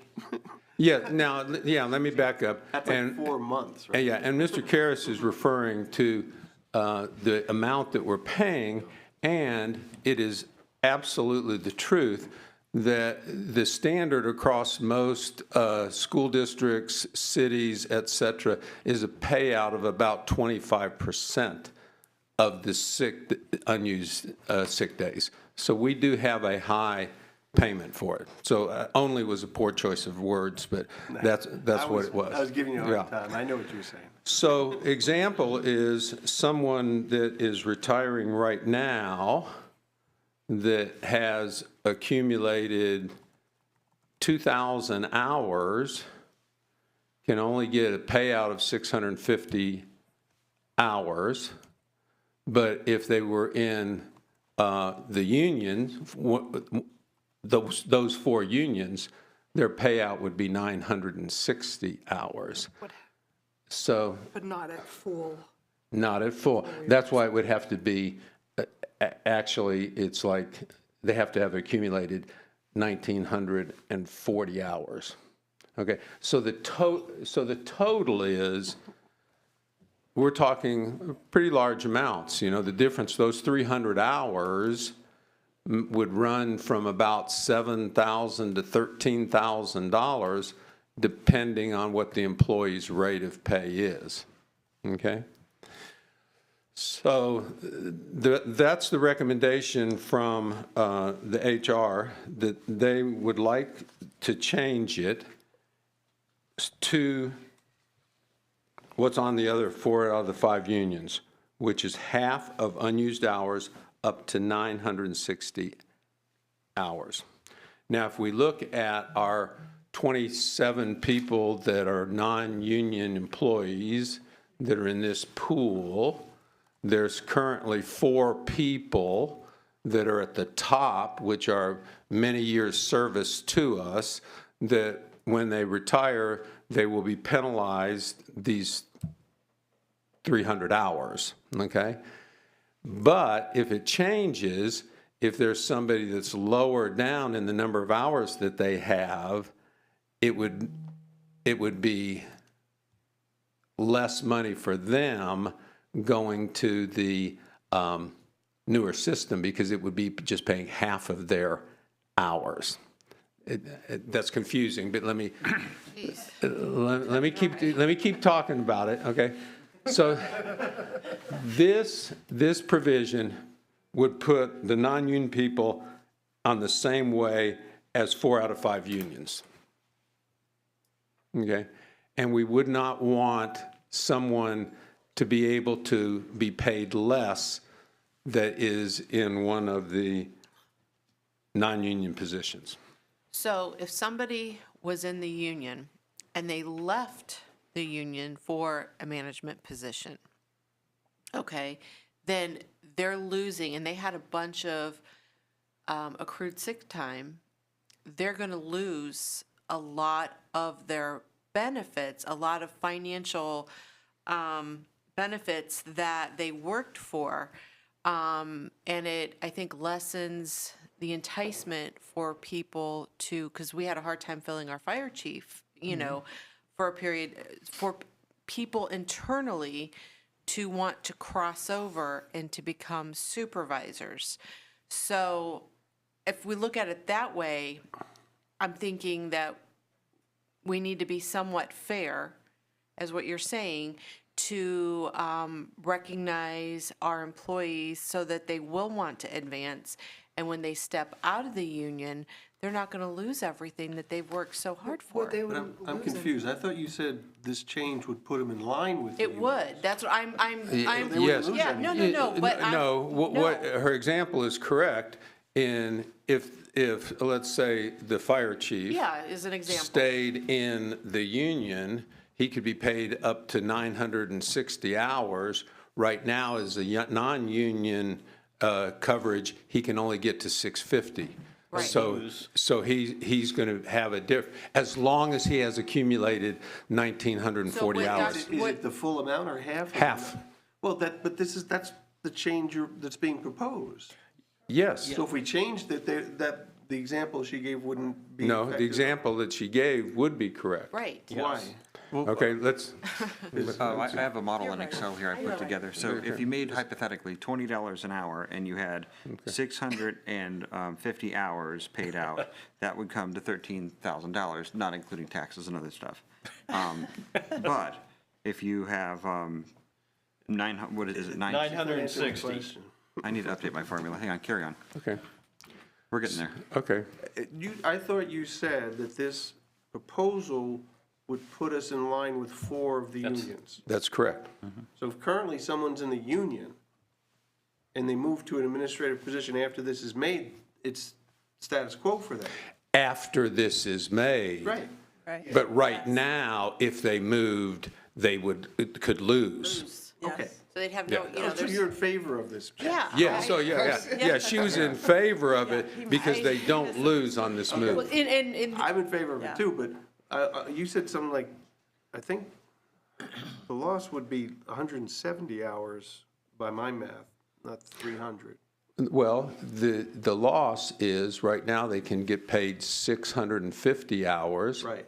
they can now be paid 960. Half of it. No. No. They can Don't be try to paid overthink it, Rob. 960, and that number represents half of their accumulation. They would have to accumulate 1,940 hours, and then Wait. they're paid half of I it. think the confusion is Are you we're telling saying me- half of the It's because it says sick leave up to, half of your sick leave up to 960 says to me your sick leave is 950. No. To a max of Well, that's- 960. To a max of 960. 960. They have to have 1,940 Half hours. is the max of 950. Yeah. The 960 is half of what they've That's accumulated. ridiculous. This is, I thought it was the Can other we way not have around. meetings on the days of this is daylight actually, savings? it's actually 1920. 1920, I'm saying the wrong Yeah, number, yeah. And it's only, Heather wanted me to also say, it is for those who have kept their sick time. It's for the longevity of the people that have been here, and to accumulate 1,920 hours. That's a means lot. you've spent a lot of time at the city. Absolutely. Yeah, And- that's and it 5-star is- attendance. It is half of that to a max of 960. Gotcha. I think this is insane how much money we give out in sick leave compared to the real world. So it may be insane, but we would like to be evenly insane across Yeah. Rationally insane, I hear You don't have to vote, Rob. That's the people, good thing. people that have moved into a management position that, Well said. it would be, Yeah, Thousands I'm not less. I'm not opposed to equity, it just, okay. I don't know. how you- So my recommendation is that we move this forward, which would be a change in the non-union sick leave provision, sick payout provision that would mirror the 4 or 5 union groups, which is 1/2 of unused hours up to 960 hours. Matt, you okay with it? I'm okay with it. You're okay with it? Okay. And that's our only item. Tammy, We're adjourned. Let me ask Tammy. Go ahead. I've been with the city for a long time, and it was, if you had accumulated 960 hours at retirement, you got 960. If you had 1,500 hours of accumulated, you got 960. That When I was hired, it was 650. I was on the B plan, so we got 650. If I have 1,500 hours at retirement, I'm only getting 650, is that correct? Right, but that, now we're proposing that that is changed to a max of 960, but you get half of what you currently have in your balance. So will it So ever you have be to less have- than, if I have 1,000 hours, would I get less than, would I only get 500? Yes. Yes, you would only get 500. Okay, all right, so that is a huge I do difference. have, yeah, and I do have, Bob, I do have a list of everybody. I've run this down through for We've every got your single numbers person. right here, Mr. Yeah, I've got your numbers. Would you like to see your numbers? Yeah. Would you I've like been me healthy, to, would you and like me I'm to say them out loud here I don't in the care, it's committee? 1,500 hours or And something like so that, I yes, don't it mind. does change it for some people. So we can use you for an example, Bob. Can we Go use ahead. You have 1,500 hours accumulated. That's a lot of hours accumulated. But right now, you would only get 650, Correct. okay? If we change this today, I'd get and you 750. retired today, you'd get 750. 770, actually. No, 7. Anyone ever take No. So it actually. 1548 is how many you've got, okay? So 750. So you would get 100 additional hours under this new procedure. Challenge accepted. Okay? Yeah, we've looked at everybody's. Yeah. Okay. We got a list of everybody. Yeah, some Anybody places else you want to don't hear get that at theirs? all. Yeah, would you like? Okay, so any other questions? Yeah, you want to tell them at the Ravenna City Schools, right? I think Ravenna City Schools is 25%, isn't it? Yeah, 25%. Yeah. 25%. Okay, we adjourn right now. Thank you. Okay, at, what time is it? It is 7:33. 7:33. I'm going to call the Public Health and Safety Committee. Mine is really simple and easy. This is to accept $3,392.36 on an EMS grant. This is money that we have already received from a grant that we had applied for that was approved. It's a reimbursement grant. So this is money that we are getting reimbursed for on equipment. So this is just one of those where we receive our money, accepting the money to come back to us from a grant. So nothing really to talk about, to discuss. Alrighty, you're here, move it forward. Yeah, we're going to go ahead and take the money and run with it, as Mr. Rybland would say. Yeah, that was his famous slogan. So we'll go ahead and move that forward. As far as the management update, I don't think there is a management update other than the announcement for the retirement of our officer, or our police chief, Chief Wallace. So we want to wish him the best of luck. And thank you for his service. His last date will be April the 11th. So again, that is a management update. Also, I believe our police and fire have been genuinely busy with all the updates that we've been seeing. Both chiefs have unable to make it tonight, so other than that, I don't have any update. Tim, anything come through that you know of with, since you're kind of been doing a lot of the stuff? Not anything new, Amy, that you don't know. that's Okay. For sure. All right. At this time, I'm just going to go ahead and adjourn it at 7:38. No, I have 35 on my watch. Okay, well, 3 minutes ahead, I'm wishing for time right now. The time change got me going. Okay, we'll go ahead and move it to Miss West. Yep, and I will call the planning committee meeting to order at 7:35. We have quite a few items on the agenda, some of which are just discussion items. The first item on the agenda is discussion regarding the revisions to Chapter 1434, which is the Design Review Commission. And Larry, do you want to come on up?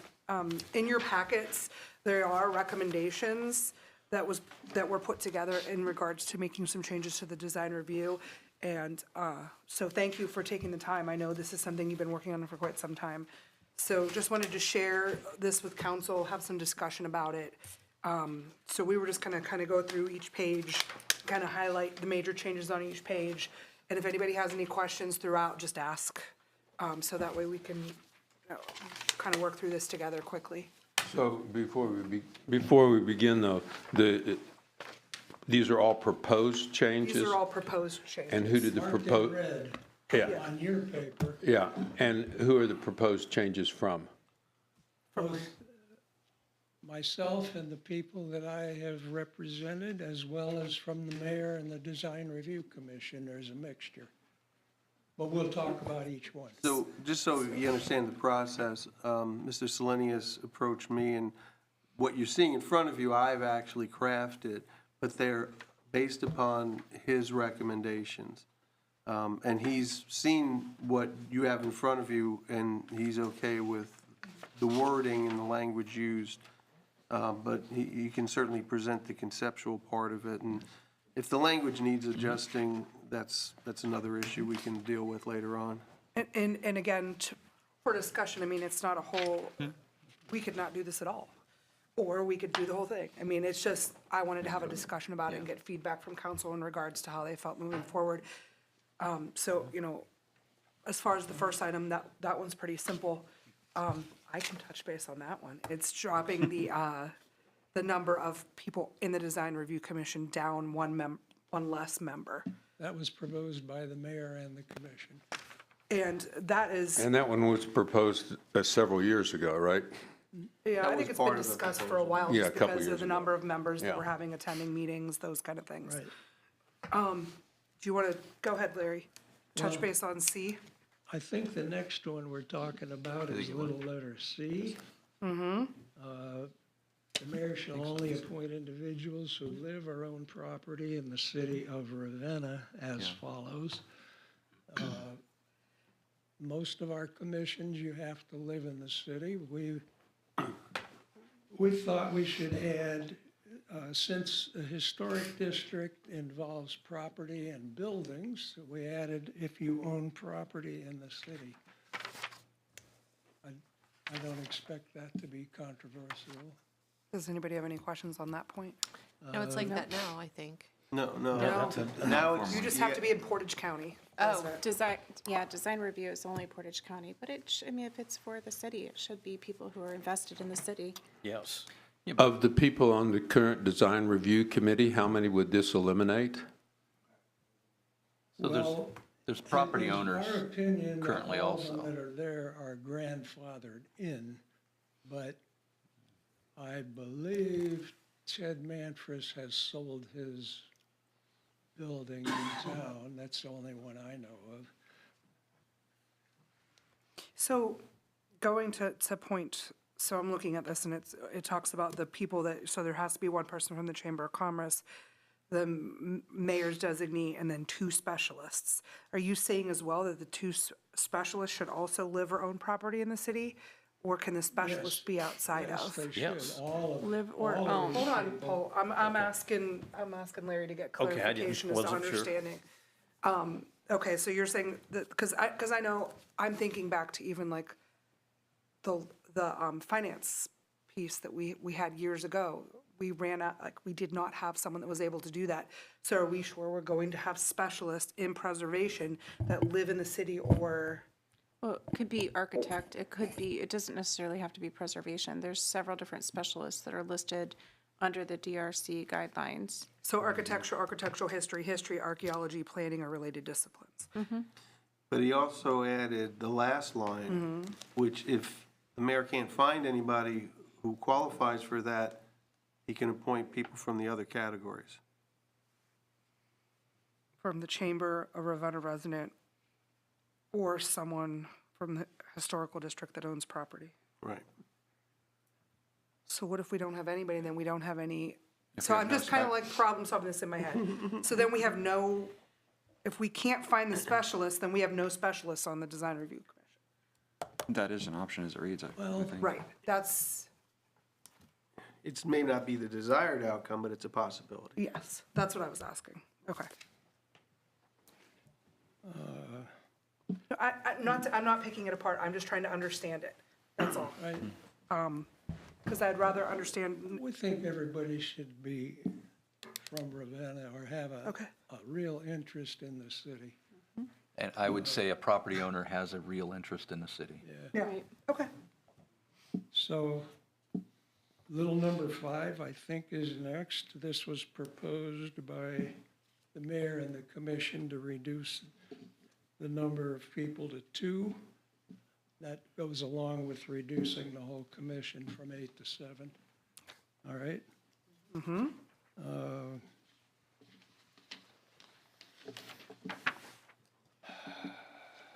The next one would be 10, yep. Little number 10, all right. We added the last 2 sentences. Such guidelines shall be subject to review, amendment, and adoption by the council. That's already true in 1434.07, but we put it here for clarification because this is where it talks about creating the guidelines. Sure. And the guidelines shall be available to the public and stored in a safe and secure manner. Right now, there is no repository, no official repository for the guidelines. I really think council should decide where they should be kept so that they cannot be lost or altered without council's approval. That's something for the future for council to come up with. Well, they should be part of the ordinance once council approves it, they would be part of the recorded ordinance. I didn't hear you. I said they would be part of the recorded ordinance that's passed by council when they accept the guidelines. They weren't done in the past when they were accepted, they were adopted by. This is an addition. There was no provision requiring council approval Right. to the guidelines in the past. We kind of took it upon ourselves to do it this time. But that was based upon the fact we hired a consultant and there was all of it. I think that's everything in 1434.03. Well, there's one other section, J, where, 13J, yeah, it was just because that's where it actually specified the Portage County Oh, of course. residency. So we wanted to make sure we cleaned up all the references to having city residency or owning property. Thank you. So then we're moving on to 1434.04, which is the certificates of approval. And there was, Right. on this page, there's 2 items. The first one, if an emergency repair is needed that will not change the building, the chief building official may issue a permit without requiring a certificate of approval issued by the Design Review Commission. I believe we have general agreement on this. They have done it at times. We're just putting it down in black and white to make it legal. Bob, that's correct, right? This is something we've been doing as far as emergency repairs? Correct. Yes. Okay. I did make so when I drafted this, I also made some suggestions from just my own thoughts. And I think this and the next change are gonna open up some loopholes that personally I'm a little uncomfortable about. I would wanted to add, after that sentence, such emergency repairs will be subject to inspection by the chief building official who may retrospectively refer the repair to the Design Review Commission for a certificate of approval. In case somebody comes to Bob with an emergency, makes a repair that's not in line with what Bob suggested, and he inspects it and says, no, this isn't gonna fly, and then it has to go back to the Design Review Commission. Without adding that sentence, a repair, even though it's an emergency, maybe not the repair that was authorized. But if he issues a permit, It's he standard typically would procedure. inspect that anyway. It's standard procedure as a But it building doesn't say official. that in No, the but that's code on that the was added. permitting side. That's on the building official side. But if he That's issues- automatic. But I kind of hear what Rob is saying. So if he issues a permit and I have a permit, or he says, go ahead, fix the repair, and it's to replace a window. And it's, what did we talk about those? The curved windows, and I Could be a can't. roof. Could Right. be a roof. And I'm not replacing it with what it's supposed to look like, or what Bob says, recommends could be done. And I completely decide to go rogue and just fix it however I want by slapping some brick in there and calling it a day. Then he would come back and say, no, this is not follow. Is kind of where it kind of shows some accountability to follow the guideline. Right? Is that? Yeah, and it's basically the discretion of the And there's also a building difference, official to make sure that it's done. there's a difference between a repair and a complete replacement. So if a branch goes through a roof, does that mean they tear the whole roof off and replace the whole roof? That's called a repair? I'd call Well, that that a would be your replacement. call. It says the chief building official may authorize the repair, whatever you want to call it. And that's fine, but my point is that that's the front end part. Right. I want to add the back end part to make sure it's done according, to what either you specified or what the guidelines provide, and that, like Ms. West said, it's some crappy patchwork that decreases the value of the historic district in general. So it's just a stopgap measure to make sure that the repair is adequate. Should we use temporary repair, emergency temporary repair? Well, it could be a lieu of? permanent repair if it's done right. My concern, if it's not done right, there's nothing in here to suggest that it needs to be fixed beyond that. You're the one that does this, so I'll ask you, are you okay with that sentence? Like, talk to me about how, written the way it is and having it the way it is, since that's what we've been doing. Well, I would never stop somebody from making an emergency repair. Right. And I understand what Rob's saying is, again, I'm looking at an emergency repair as it's, again, the roof's leaking or window broke out, like you said, or somebody burglarized their house and kicked the front door in. Make repairs and make it safe. And obviously then at some point they would gather their thoughts in their pocketbook and come up with a permanent solution. So that would be a question, is this gonna be a temporary turn into permanent, and most likely a roofer probably would say, I'm gonna just do your whole roof. I can't just lace in shingles or something. Sure. Possibly they could put a tarp over it for that matter until, a time in a month or something like that, so. Whatever you guys decide. I'm done with this, I really am. I mean, I give up. Look, what I we're, really give up. When somebody paints a house purple on Main Street, I'm gonna laugh. Yeah. And it's gonna be funny. So the process though is here, Mr. Selenius give up. is presenting these, and I'm presenting some additional amendments which can be considered. We're not gonna vote on this tonight or anything.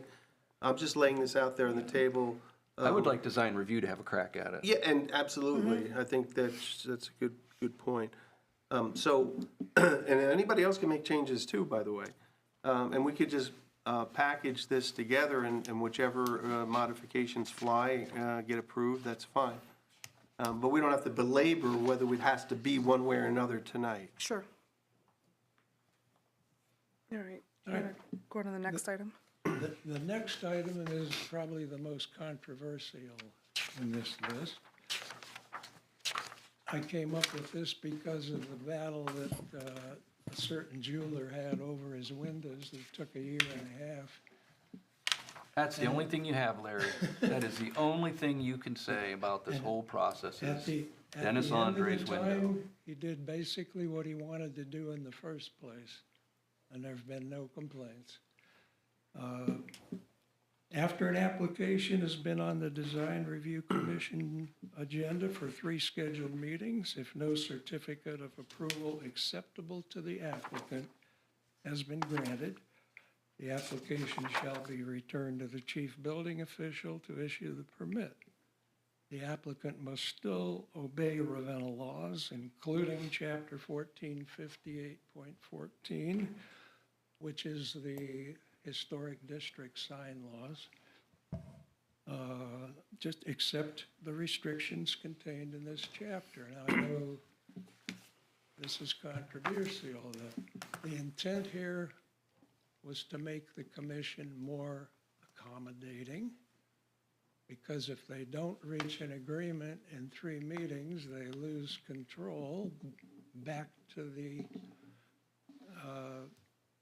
building department. That was the whole intent, to make them want to reach an agreement with the applicant before they lose control. Now, at this point, let me see if someone else wishes to speak. All right. Could you say your name and address for Sure. the My record? name is Matthew Farrell. I own a couple of businesses here in town.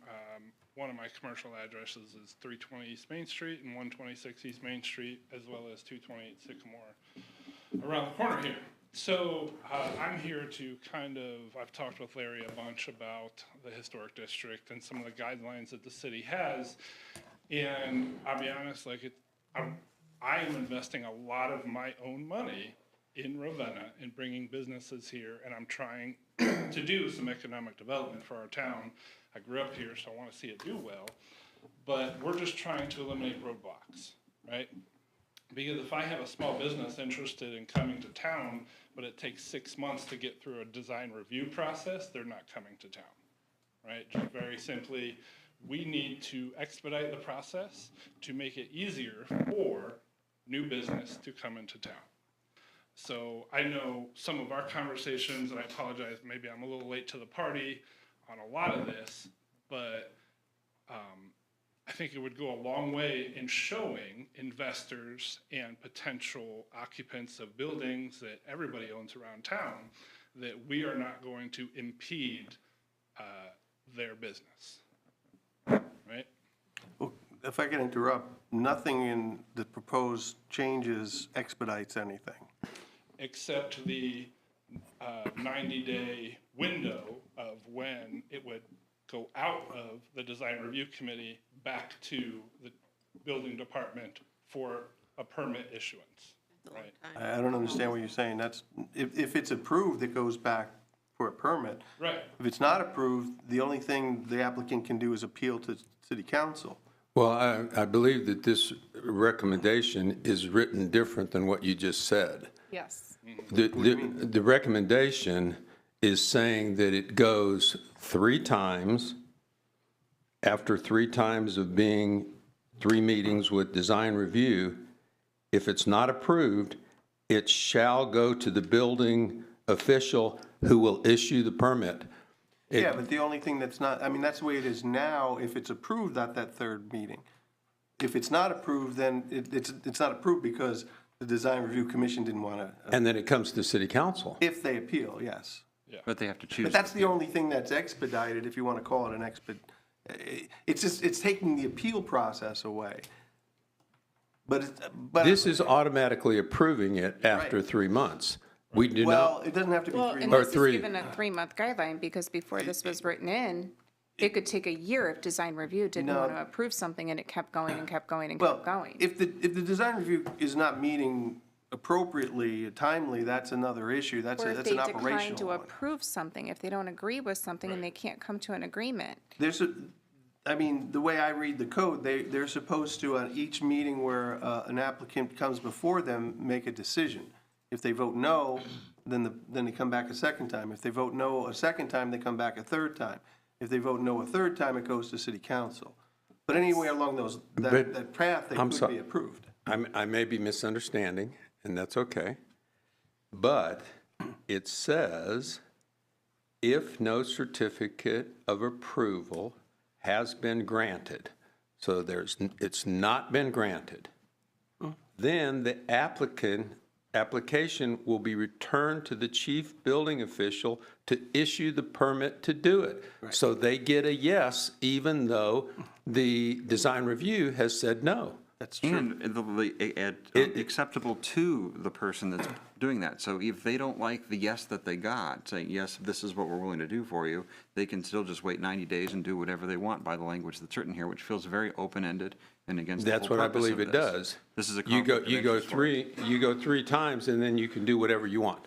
Right. And I don't think council wants that to happen. So, no, and I agree, like, especially with Mr. Finney's comment about purple houses. I don't want purple houses on Main Street either, right? But at the same time, maybe there's something we can do to put some guidelines together to say, this is what you need to follow, right? And there is no design review process. There is just, I want to bring my business to town. These are the guidelines I need to follow. Get my permits approved from the building department, and I just do the work, right? And I don't think this is the right way to address all that. This is basically, it's like, why have design review if you can go through 3 times and get a permit anyways? Yeah, I don't It like kind of blank like checks, so- eliminates. Right. I think there needs to be a speedier process, though, for Well, these small businesses as Right, well, because- because Yeah, 90 days is is a long time to for a wait, small business absolutely. I guess my point about not expediting is that, I mean, you used the word, and I apologize if I'm picking on you for using that word, but I would definitely support, and I think council would support an expedited review, so it doesn't take 3 months. I don't think this really does that. All it does is take out the appeal process and replace it with approval, which I think is insane. Yeah. But I would be in favor of crafting some language that says, once an application Is presented. is presented, you know, the Design Review Commission must meet within, say, 10 days if it's a denial, and then another 10 days if it's a denial, so it's not 3 months. I do think that's extreme. Especially with a new I don't know how business. you on the Design Review Commission would feel about those expedited meetings, but, and I know you've mentioned before that the mayor may call the meeting Mayor can anyway call the meeting. to expedite it. Correct. So I would be in favor of that kind of change if that's what you're looking for. I think that's a lot more reasonable, because I obviously, I agree that we don't want to just give them blanket approval for anything, right? But at the same time, we don't want, especially small businesses, once they decide and commit, sign a lease or start ordering things, like, they can't wait 90 days to open. And pay rent, because the building owner's already gonna probably start charging them rent from the day they take over the lease. Yes. And so that's the last thing we want to do. Thank you. We need to hear from business owners, so I appreciate it. Exterior improvements wouldn't stop them from operating their business. Inside of it, yeah. Signages. Signage. So it does say in here, though, But they could still open and put a Or if cardboard it's- sign on the window. We Or would if never it's say major close down. If it's major renovations to accommodate their business, or to make it a That's not more- our fault. The major renovations are major renovations. I mean, that's time consuming Part as of it your is. business is making it a beautification and an inviting atmosphere. Right. I don't disagree. But we would not And stop I would them disagree from that operating there's their business. there is a difference between a cardboard sign on a window and a sign on a building. Big difference. Right. Big Yeah. difference. Credibility is one. Yes. Well, you can use better than cardboard to start. We have a print shop in town. We have a print But you're not shop. allowed to They can make us a nice yeah. cardboard sign, Yeah, but it's right. still a cardboard sign. I get that. So My according to point the is that, appeal, that sign doesn't stop them from operating their business. Correct. You but know, it does- advertising, internet, does everything not else. help them It's with not foot traffic. appealing. It's don't- not It's not attractive. I don't disagree, but you have, if a business even entertains leasing a space, then that's when the ball gets rolling, you know, and Sure. within the next month, so they're a me design being a review. landlord, I own a few storefronts in town. I want to go without rent for 90 days while all of this process happens. Right. Right? Like, I don't want to do that either. If I'm committing to a tenant, they're paying rent when I commit to them. Right, and it Right? still might take them 30 days to even get a sign made, Sure. so they could operate in the meantime. And in the meantime, they come to Well, design there's, review. there's a lot of hypotheticals going wait, on. we'll continue to talk. I As a just, business owner, I wouldn't want to do I, that. I would be willing to draft some language to expedite the process, and one thing I was thinking of we already is that. have language to Oh, expedite we the do? process. It Go ahead and says, read it. the applicant who has been denied a certificate of approval is entitled to an appeal as outlined in the following procedures. Number one, the commission shall be obligated to meet up to 2 times to consider an application. If the applicant wishes, the commission shall meet at no longer than 2-week intervals. That sounds like it's addressed then. So But if is they're it not meeting getting up, followed through? Is so, there not? but they have to. But meet- if that's it's- happening, but that's a So it's a definition. month. It's addressing that, it is addressing that they have to meet at least, they cannot go longer than 2 weeks. So after the appeal is made, they have 2 weeks to meet, and after that is denied, then they have another 2 weeks. That's the way that it is currently written. There just needs to be a limit on that. It can't be denied and Right. appealed for I would 6 also months. suggest saying business It says days, up to 2 not 2 times. weeks. Right? I'm sorry? What I was said it? I would also suggest that that language should be based on business days and not weeks, because I think it's just 14 days, right? It just says up to 2 weeks, 2 times to consider an application if the applicant wishes, 2-week intervals. It does not say Oh. whether it's so what happens business if they days don't or. meet? Because that does. Well, it says they have to. They have to in here. If they don't, then they're violating their code. But if they meet and they don't have a quorum, because Yeah, that's also happened. I mean, I But I think that'll be addressed with the adjustment of the numbers, I would hope, with well, taking. we one also number out. changed the quorum numbers too, by the Right. way. So it's a much smaller number, so the quorum shouldn't be a problem. You only need like 3 people, I think. All right, so it sounds like there's already a process in place. I mean, we can certainly look at adjusting it to make it a little Yeah. more clear. I think that would make sense, but we do have something in here that says that meet at no longer than 2-week intervals, and they can only meet up to 2 times. And then it says that appeal can be made to council after that, an agreement has failed to be reached. So that is written in there. So maybe it just needs to be cleaned up. So Sounds like it it's makes- already there. I don't know what would need to be cleaned up. Do we Well- just need to share a flow chart of how it works? Because I feel there's more confusion on that, and we're just talking about things that don't But matter. I think like the 2-week, so are we saying 2 weeks is it days, is it business days, those kind of things, like kind of clarifying Oh, that. okay. Those kind of things, so just making the language sound a little more clear. Easier. So 14 days, maybe I see instead what of you're 2 saying weeks. as far as that, but I also, like I mentioned a few minutes ago, the whole process of design review is very subjective too, right? So is there a way that we could make this more objective? And so people, when they're looking to place businesses here, they can look at these guidelines and decide whether or not they want to come here, right? Because if things are left subjective, then it's harder for businesses to plan. We did pass 140 pages of guidelines. Now, That shall be, we changed the word shall to should, so that just makes it a little Should bit be. more. shall. But I'm not sure, what is your proposed suggestion for that? So I think just like a lot of the language that I read in here for approval is, I think addresses a lot of it. And I think as a business owner in the community, I do support a lot of the language that is in here. I think I just wanted to come up here and express my need for just expediency, right? Okay. Okay, thank you. Yeah, certainly. Okay, thank you. Thank you. Thanks, Matt. So that was Could I offer a suggestion C1. that we change it from 3 meetings to 2? Is 2 meetings enough? If they don't have the required information at the first meeting, they can be told what would be required to get approval and come back for a second meeting. Is that enough? That would speed things up. I mean, it's certainly something we can consider. We can have a conversation about that. What, so an application gets denied, they get one? They only get review? one shot. One additional meeting. I think a change like that would be, we need to hear from the Design Review Committee Right. Yeah. about instances in the past where they've had to go to 3 times with people so that we can see when and how and why that has happened. It'd be nice to see the data and get their They feedback. often go, I shouldn't say often, they have gone 3 meetings, nitpicking designs that were completely within the guidelines at the first meeting. Yes, and I believe that they would not characterize what their actions were as nitpicking to do those things. I think they were carrying out what they felt was their responsibilities. I didn't make up the term.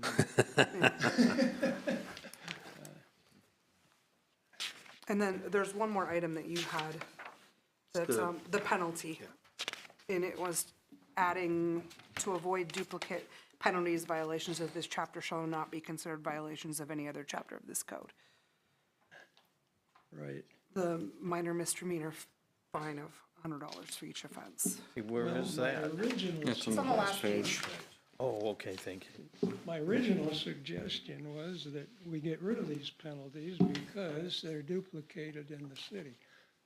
Chapter Okay. 1410 covers doing things without the required permits for the whole city.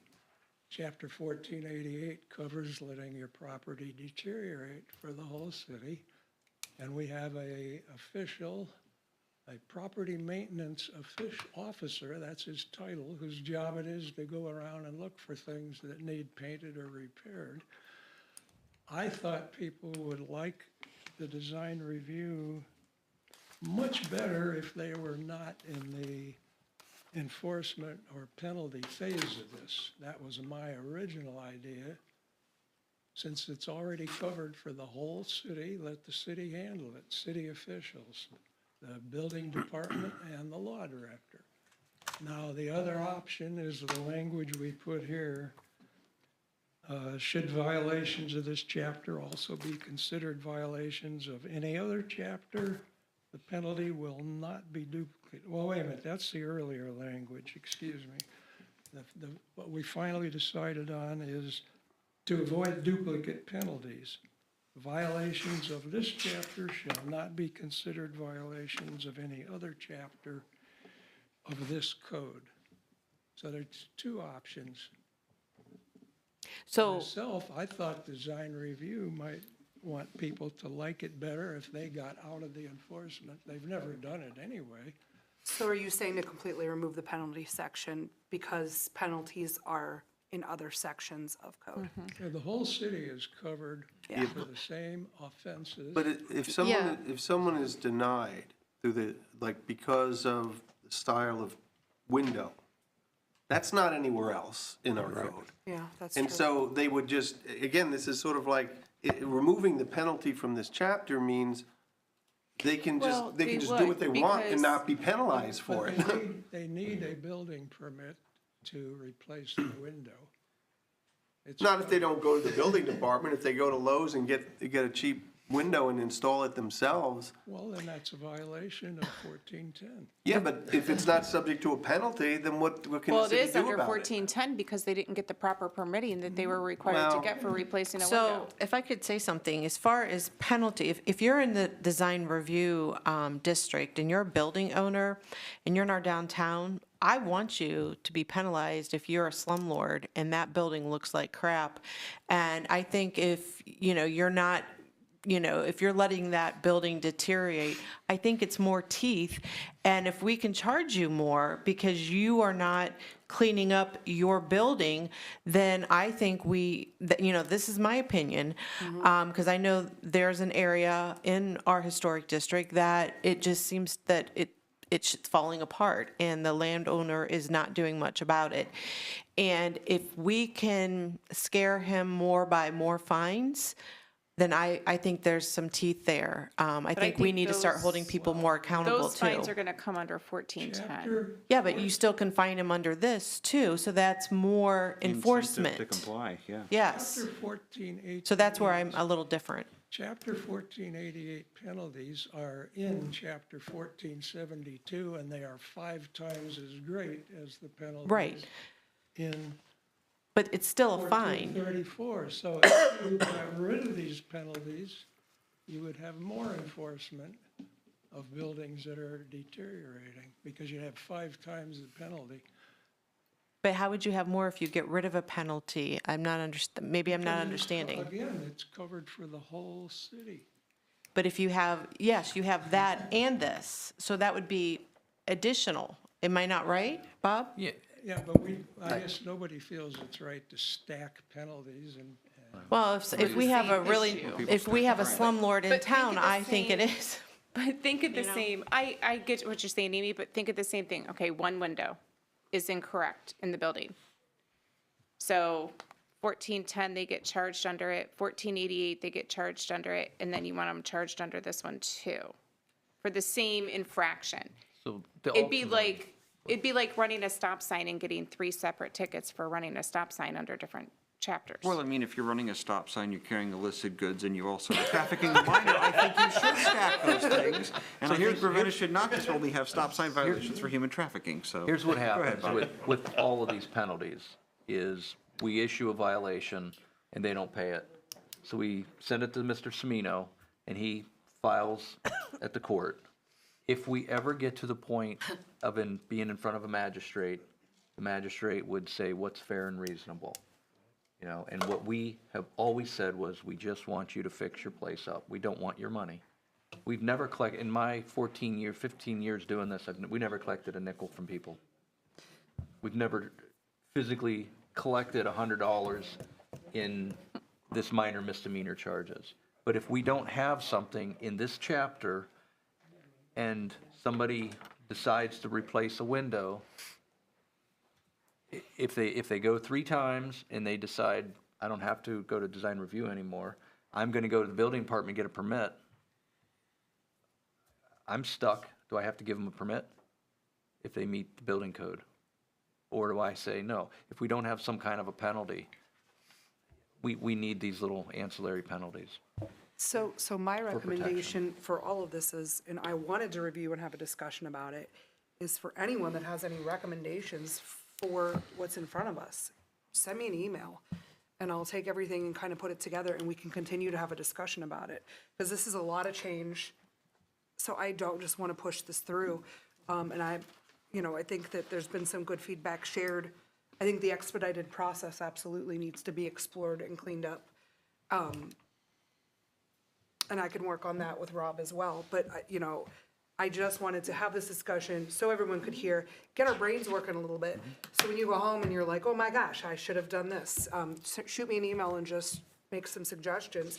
And then I can come next time with a more cleaned up version, if possible. It's nice to see public recourse help refine ideas. Mrs. West, did you say that this document was going to go to design review for their review? I would like to, yes. Okay, I think they meet this Thursday at 10 o'clock. Are you going? You're retired, right? He's gonna retire again. Just because you know, yeah, I can certainly make sure that gets to them. I just wanted to mention one other thing. When Matt introduced himself, he didn't tell you he was president of the Chamber of Commerce. Thank you both for your Thank you. feedback. Does anybody have any questions on that? Okay. So the next item I have is to modify 145806, prohibited signs by adding section E, billboard signs? No. Lies. Resolution. The school district resolution, I'm sorry, I was looking in the packet. Okay. Is resolution 2025-000. It's a draft. Thanks. To support the passage of the school levy. Oh, it's in the We did this the last time. Are the numbers correct in here, Chelsea? It's 5.7 mil? 5.47? Okay. Committee okay with moving this forward? Absolutely. Yes. Okay. It's on my committee. Oh, Amy and Tim. okay. You okay with moving this forward? Yes. Thank you. And then the next item is the billboard signs. And I can just, Bob and I touched base on this ahead of time. This would be to prohibit billboards moving forward, any new billboards coming into the city. We have a few already. We have, there are 4 billboard signs in the city limits. And it's not uncommon to be asked by the new LED sign, the folks that own the new LED signs, if they could advertise as such. And I always say no. And we already have prohibition of LED signs or? We don't have, no, not LED signs. You can only advertise, but you can only advertise for the products a business sells or their business on site. So there's no political sign, things like that that are able to be utilized. The new thing with billboards over the last few years has been the digital marketing, where every so often what you see on the billboard Content changes. changes. Like the one going, yeah. Okay. So And other this would than, prohibit that. Correct. I We think I- define billboard signs, but You don't prohibit them. we haven't straight up prohibited them. So as long as it's not affecting residential areas, is that what you're? No, just in general, it's not uncommon to have somebody ask, there's a little piece of land, I'd like to buy it. I can't do anything with it, but I could sure put a billboard sign there. so companies like Lamar will purchase small strips of land, like out on 14 would be a common area. Right. Prospect, those kinds of areas, and then they would put a billboard up, and then they sell the advertisements on the billboard. It's how the marketing companies make their money. But that's currently not happening now. Why is that not happening now? I've been telling them they weren't permitted to do it. Okay, right, okay. But you don't have the legal authority to say that, and that's what this change was. That is correct. Correct. Okay. Yeah. Where are the 4 that we have, other than the one There's by one McDonald's? there's one next to Bears, there's one on South Prospect Street right at the city limits, and there's one at Freedom and the Bike Trail, What about Cleveland Road? Yeah. the one at Cleveland Road by Sumerall Yeah, Tire. I do not want any more in the city. I get advertised to enough. I think this community could use a break from more ads, so Yeah. I support this one. If that Well, they all have the helps same bald accomplish guy that, who- perfect. Yeah, well, Mr. Mincy wants to know, So are we Lawsuit okay, for you. then we're okay with moving that Yes. forward? It's He just does his not need to face. put his name down. In on fact, we own the sign next to Sumerall. Mm-hmm. If you look at your revenue I remember that. budget, you'll see that in there. Oh, On Cleveland So Road? let's move this one forward. Who determines what marketing goes up there? I think we leased it to someone else. They We, manage it. the city, not me. Somewhere back 2012, 13, 14, something like that. So we just decided to buy a billboard? I don't know how it was determined that it was on our land. We don't really know. Okay. That's what I remember was it was difficult to trace. Well, we'll move that forward. But these billboards can make $2,000 to $3,000 a month. More than. One political sign on a billboard is about $2,500 A month, if it lasts that long. yeah. So, anyway. All right. The next item is the charter amendment to reduce petition signatures from 50 to 25. That's also in your packets. Anyone that just solicited petitions right now that was for a ward had to go get 50 signatures, which is, or more actually, which is quite a undertaking. when you're doing a ward signature. And I think these numbers were based off what was available at the Board of Elections from before. We never really had anything in there, correct? I lifted this didn't. from Streetsboro because they only require 25. Yeah, yep. So this would kind of be in line to neighboring communities. So the at-large council president, mayoral, any of those other seats that are citywide would still require the 50, and then the wards would require 25 to get petitions to be on the ballot. I have a different opinion on that. I don't think we should reduce them to 25. In Fourth Ward, we have 1,375 registered voters. To go to get signatures from 50, I think is a reasonable amount. If we think that it's too unequal, that at-large people only have to get 50, maybe citywide or at-large needs to get more more signatures. So that's just my thought on it. I personally feel that 50 across the board is perfectly fine for all positions. We're all equal on this board. Well, Nobody represents. That's not true. Yeah. It's not But true. as far as how we're ran, we're all equal. No one, not any one of us has more say. That's not the point. It has nothing to do with, first of all, you can get petitions, be on the ballot and not win. I mean, you have no authority then. Well, it's up to council So it has to nothing to vote, do so- with authority. And it's just simple math. And by the way, I mean, I was a ward representative, did this a couple of times, and, you know, I didn't find it onerous. I just find it unfair that. There's a lot of things There's- unfair, but if you want to Well, be. but you in could it- fix- if they Hey, could I've fix done it them, then- 16 years. I've been in office and I've done it every time. Yeah, but you haven't run for a ward. But it doesn't matter. It does matter. No, it That's the doesn't. point. Of course it does. If I want to There- run there's- for an office, I'm going to all right. work hard. Well, So, but okay, you don't vote on this, we do. Okay, but I'm I proposed it and I'm gonna defend my position here. That's what you It's simple math. I mean, you have to, and by the way, I never did this proposal while I was a ward representative because I thought it would be promoting or whatever. Self-interested, yeah. So, yeah, it was a self-interest. So now that I have to get 50, this is why I thought it would be a better time to introduce this. But you only have a quarter of the population to go to. In addition, anyone at large could hold an event someplace. And as long as the people attending are residents of the city, they can sign your petition. A ward candidate can't do that because most people don't even know what ward they're in. So if you say, are you a resident, they could be signing your petition and it may not be illegal.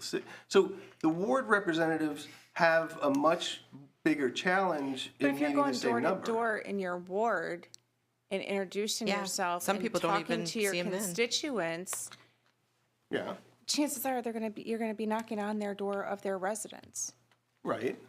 And that's my second point had to do with that ward representatives have to pretty much go door to door. So does at large. Yeah, but We they all can do. go anywhere in the city. We Doesn't have matter. four It It grocery doesn't stores matter, to you shop just at. knock on more One doors. is ward I think you're making everyone look lazy by proposing this. That's my opinion. No, I mean, I could see where it's coming from. I mean, I'm not sure how I feel either way, which is how I've been possibly the last 2 months. But I could see where you're coming from because the ward is representing a smaller population of people.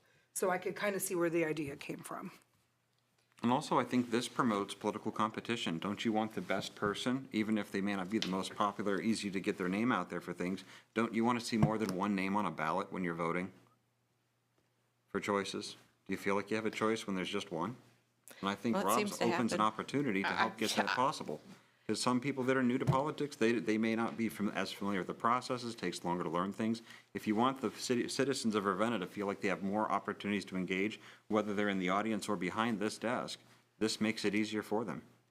This is in the interest, I think, of different residents of wards to how to get I started. think you're making a big commitment by running to Exactly. represent your residents. And whether it's 25 or it's 50 signatures, I just can't again, it shows you're lazy. It shows that I you're think that's willing a to very try. unfair I don't think it is. characterization to say it's laziness. That's how I feel. If you want to run, you work so- hard and you get out there and you get your so- signatures. So then I think it's lazy for anybody at large not to get 200 because you have 4. That's what I was going to suggest. The opposite don't side care. of this. I personally got 100. Excuse me. Exactly, When I same ran. here. Excuse me. One at a Excuse time, me. please. One at a time. It's okay. We could ask for more for citywide positions. So if it's 50 for a ward, 100 for citywide, if you 100 felt. If you want to make that change proposal, that's fine with me, but I didn't really want to 100 make for it president, harder 100 for for mayor. anybody. So I guess then the question is, because it is And by the way, just so we're clear what this is this would have to go into the charter, which means Right. it has to pass council first, and even if it does, it goes on a ballot, and the residents make the decision, and they may decide they want an equal number for the ward representatives to collect. So it's not a done deal. Sure. Well, I will say, though, that the first group that makes the decision is the planning committee. So it would be Right. Tim, Amy, and I that are deciding whether we're moving this forward or not. So to kind of reel it back in, I mean, it is what it is. Are you okay with moving this forward? You okay? No, I think it's fine the way it is, personally. You okay? I'm going to have you vote. Stop, why?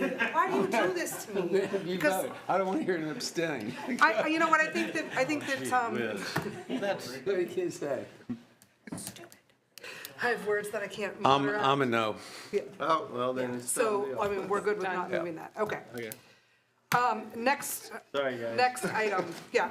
I didn't want to continue the conversation if I Then know we're you knew the done talking responses about for it. the, I yep. mean, if we're thinking fairness, maybe it could be proposed at another time, but we say where if you're at large, you have to get No, 50 we're people not, we're done from talking each about one. it, I'm moving saying along. It's got some potential You can there. send it to the charter commission. Right. That meets again in let's another keep year. going. Amend section 147808 rubbish storage facilities.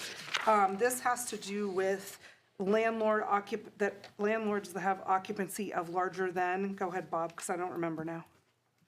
4, yeah. No, well. 4 okay, units. So currently, the ORC specifically defines, the ORC specifically states a landlord with 4 or more units must provide garbage collection service. Multifamily. I want to memorialize that in our code and also require all landlords to provide garbage collection service on a weekly basis to all other tenants. If you want to clean this town up, this is one way that's going to help us do it. I got some other ideas if you really want to clean it up, but we can talk Go about that later. I think we're starting with the smell. I have a small property over here on Maple Lane. And not only do they not pick up their trash every 2 weeks, Yeah. they also, 3 of them have the dumpsters on city property. And I've always wondered how that happened. Now, I don't want to create any problems with people making a living or anything, but I guess my thought is I have no room to put any garbage on my property because my property is right on the lines. That's the way it was built in 1930. So where does the city want me to put my dumpster? We're way off track here. No, we're not. I want equality here. Cliff, you know we've been working on that situation. I'm not questioning you. You've done a good job so far, but without me bitching about it already, you wouldn't have been, I don't believe. I don't disagree. Okay, I'm the one who bitched about this because guess what? I have rats in my damn building because the garbage, you've seen it, the garbage and food is sticking this high off the ground because they only pick it up every other week. And one of the problems is having that dumpster out there in the city street, it becomes a community dumpster because they don't lock them. So you support this, Cliff, by making them pick it up every week? Oh, certainly. I like you, Cliff. Oh, okay, see, somewhere down the line, you misunderstood me. I just wanted to know how. I thought you were disagreeing I think too, I that's what. understood what Bob Your said. opinions seem different. Initially. You know how much I like. You're okay, good, go ahead. But like I said, again, it doesn't clean up the problem of how that happened down there. To make this city better, a lot of places, when you build a place, you have to put a corral to put the dumpsters in. Yes. And I understand that some of these buildings, like the one is the problem. 247. That's one of the problems is they've been there since, that building's been there since 1800 and something, and it was a hotel. It was a city hall originally, actually, believe it or not. And where else are they gonna put their garbage? They used to put it behind the bar. They have no land. Right. And your building, for instance, in hindsight, should have never been sold off as a separate parcel. I would assume your parcel belonged to that building. Scorman's built my building as a warehouse for that up front, like you're saying. Yes, you're It should correct. have stayed together, you know, and we deal with in the downtown, we deal with it. And we're trying to do something about it. No, I'm all for what you're doing with the once every week. The dumpster. That would help the situation. It's not gonna solve the whole problem, but it would help it tremendously if you make it every week. I'm sorry that somebody misunderstood me, No. or I didn't make myself. No, I No, misunderstood. no, you were clear, and that's So- been a mess for many years. I am all about supporting trash cleanups. Any way we can, I'm all for, because it needs to happen. Some of these landlords that aren't providing trash services, they are causing our residents, our neighborhoods, to look pitiful. Who is responsible to provide the containers then? Would it be the landlord? So They have to currently, pay our for it. ordinance states that the property owner shall provide containers. Okay. And I want to go the next step, they shall provide containers and garbage collection service on a weekly Yep, Okay, absolutely. very clear. Okay. What, as part of the tracking sheet, I submitted a sheet in red, which is the ORC. The red is specifically in arranged for their removal, that's the ORC.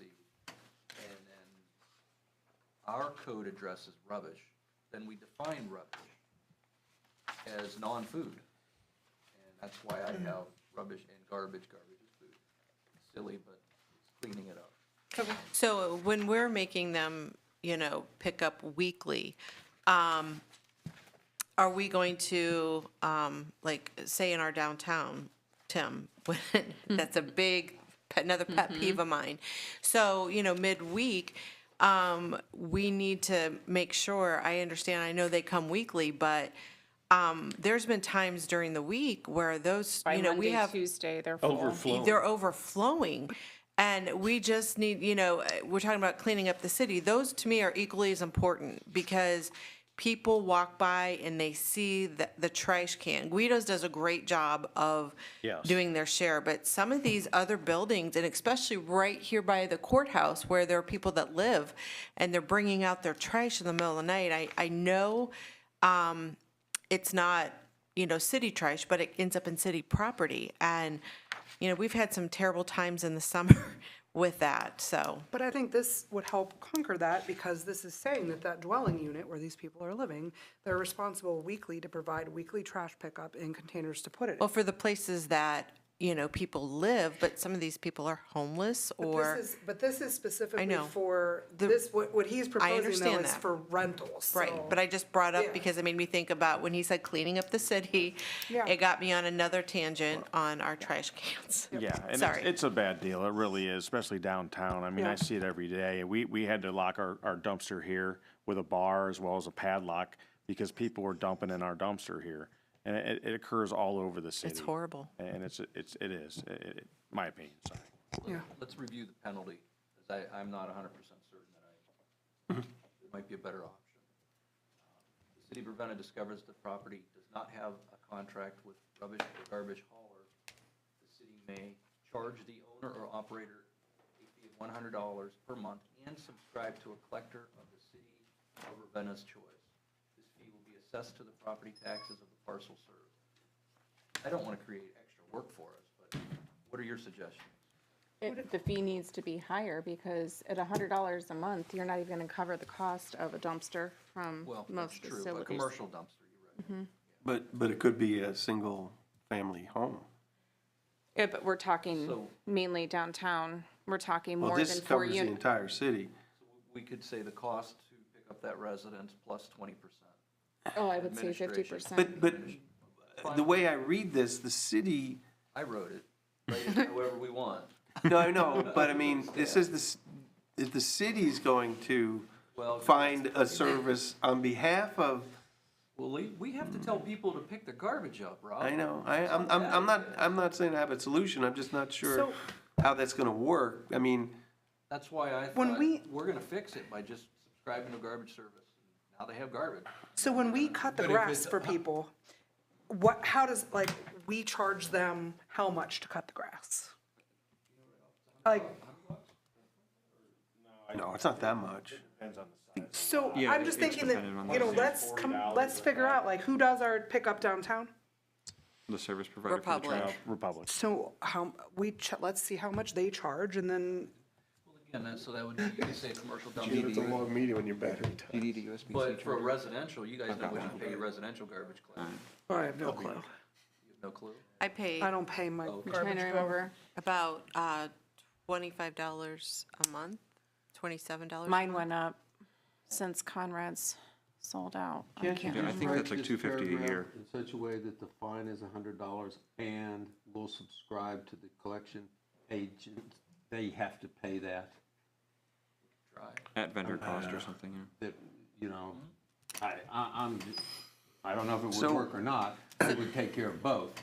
You're finding them and you subscribe them to a trash pickup schedule and they owe that money too. I don't think we can we legally subscribe I don't them? know.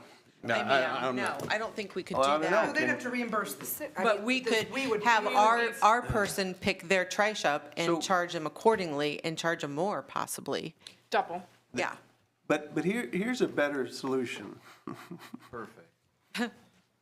The city needs to Don't even. Don't say it. have even a say it. single, Don't even say no, it. have a single hauler for everyone in the city requiring people, and that would solve your problem. It'd simplify it for sure. It would solve your problem, it would save our residents money, it would save the wear and tear on the streets. There is no good reason not to do it, except this strange idea that people have the freedom to spend more money on trash collection. That's the only argument I can see that flies in the face of what I just said. We Once they aggregate other rope you in utilities. though, they really get you and they can up the price. That's not true, because you bid it out every so many years, and it never goes up. Rob, it happens to all the communities around us.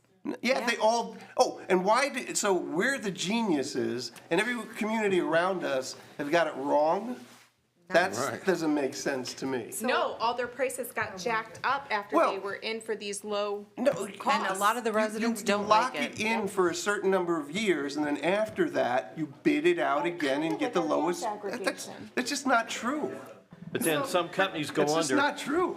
But as Rob's saying, there's a price tag associated with a more peaceful neighborhood and less wear and tear on the roads. You have one garbage truck a week versus multiple garbage trucks all week. 6. And potentially those garbage trucks aren't weighed. They don't go to weigh station. They go to weigh when they weigh the garbage. Yeah, that's it You know, though. So there's, and they leak, and they drip, and all that other stuff, so.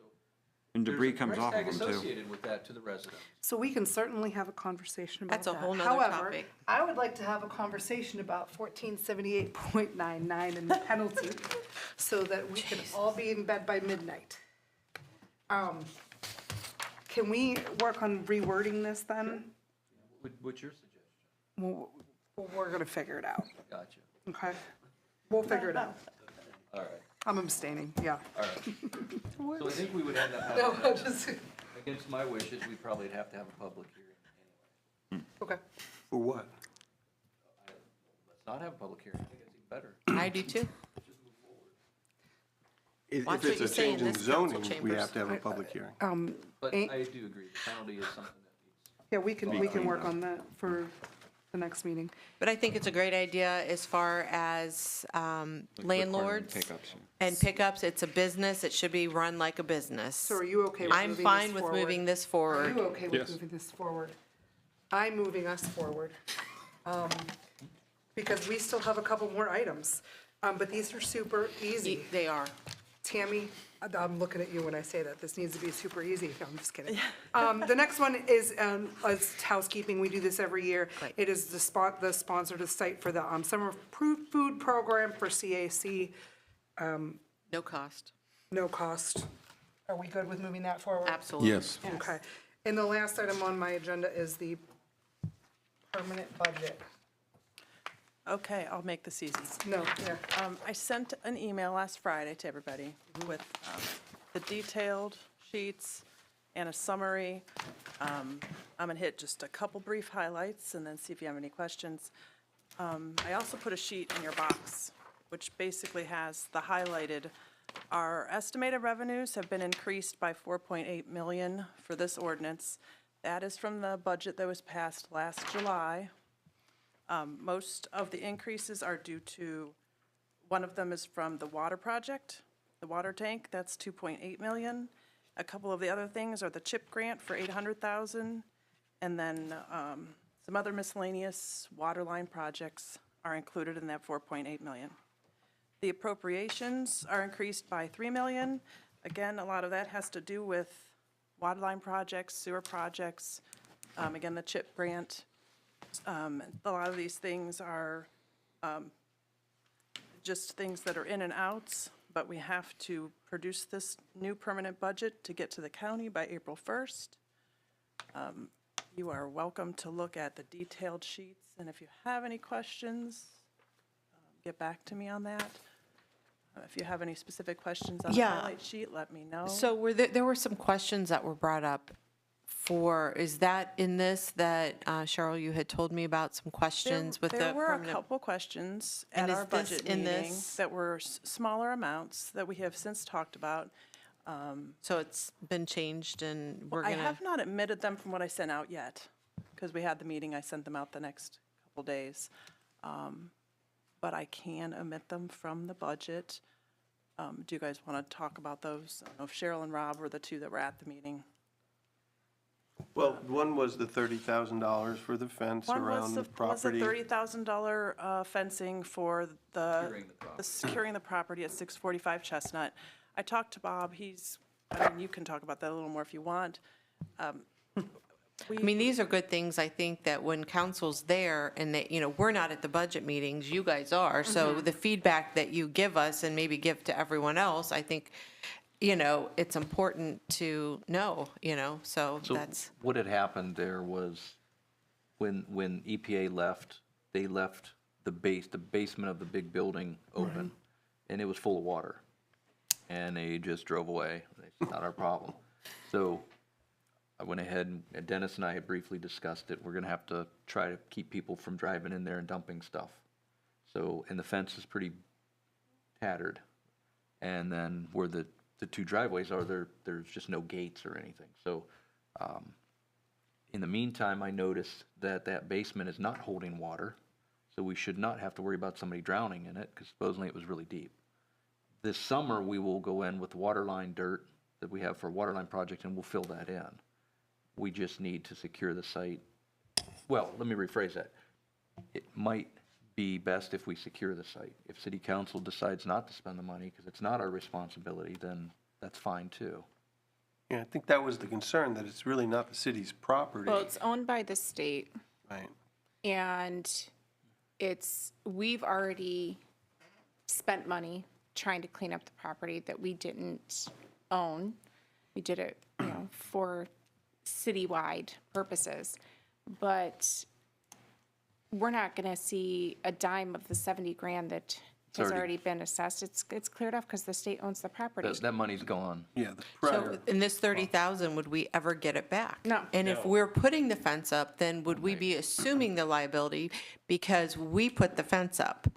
See what I mean, it's because we're recognizing it, we're using city's funds. So if something happens to somebody, then would we be the ones, I guess would be my question, that could be in trouble in a legal issue? If we don't do anything, it's not, I mean, would we be safer not to, I guess? Would it be up to the state to do that? And my other question is, that $30,000, where else could that money be spent? We just had this $millions budget sent to us. Again, I understand people's safety. Yeah, but if it's not our responsibility, are we gonna make it our responsibility by this $30,000? I guess Yeah. that's a question for Mr. Semino, whether it creates a liability. Yeah, I mean, ultimately, I don't know. Bob's the one that requested for us to put this in here. It's a lot of money. In defense work of, for me. in the defense of the fence, I think the property right now looks really bad with the broken down fence all around it. The cleanup was pretty good, but there's still a lot of straightening up that needs to go on inside. By filling in the hole, that will help. I think it may make the property way more attractive for future development. I think it'll clean up an eyesore above where it's still an eyesore, and I would be in favor of the fence. One question, though, I talked to Dennis earlier, is there some concern about contamination, like in the soil or whatever? It could be a brownfield. The only thing that I've heard was where the transformers were opened up, and there might be a small area where the oil leaked out of the transformers, maybe the size of that table. And then the other issue was when the building was on fire, then the contractor went in to remove the building. The dust from the asbestos, the transite material, landed on the property, but I don't know that it's that level of contamination of, hazard warning, stay off, electric fence, barbed wire. Okay. Well, I mean, I just brought up what the concerns are. I'm not really sure whether it's a good idea or not. It's a risk, because if people start dumping there, we'll probably end up having to clean it up anyway. So, I don't know. I guess the committee's gonna have to decide what to do. I would like to input from the law director. on Well, this do you one. not want to move this on, or? So one of the other things we Oh, could that's do, right, just to it's a keep budget. vehicles off of it, is Barriers. put barriers along both entrances, like concrete barriers. Those would be a lot cheaper, and they could be relocated when we need to get in. So I guess the question is, do we keep it in the budget? My suggestion is to take it out, since we need to pass this Yeah, let's- on the 24th. All right, take it I mean, out Unless and- we You could can appropriate it later. get a Come back decision later by then. then. So I'll do that. And the second item was, we wanted to put $40,000 in for our. How much? 40,000. 40. In for our, and the mayor was very on board with this. He's talked many times with everything that we've done. So this was one thing that he wished for us to put in here, to spend money on this. We split it 20,000 in the general fund and 20,000 in 219, because the JED money that's coming in, Dennis had stated that he thought it would be a nice idea to help the beautification and revitalization kind of downtown. So- That's what was kind of. So it's a causing the- 40,000 for the beautification. in total. But I think in the discussions that we were having with it, because everybody agreed that the flower beds were Absolutely. beautiful this year. The banners, the flags, the downtown during Christmas and during the summer was amazing. We had a great Christmas display this year. It just really was a phenomenal year for putting our downtown on display. The concern was that wasn't all that the 40,000 went to, or the monies that were spent last year. We were also contributing to porta potties for the different events that were held in downtown. For some organizations, but not all organizations. And the flower baskets that were on the lampposts downtown were not included in what the city paid for. Those were actually donated by a resident and have been donated by a resident for the last several years. And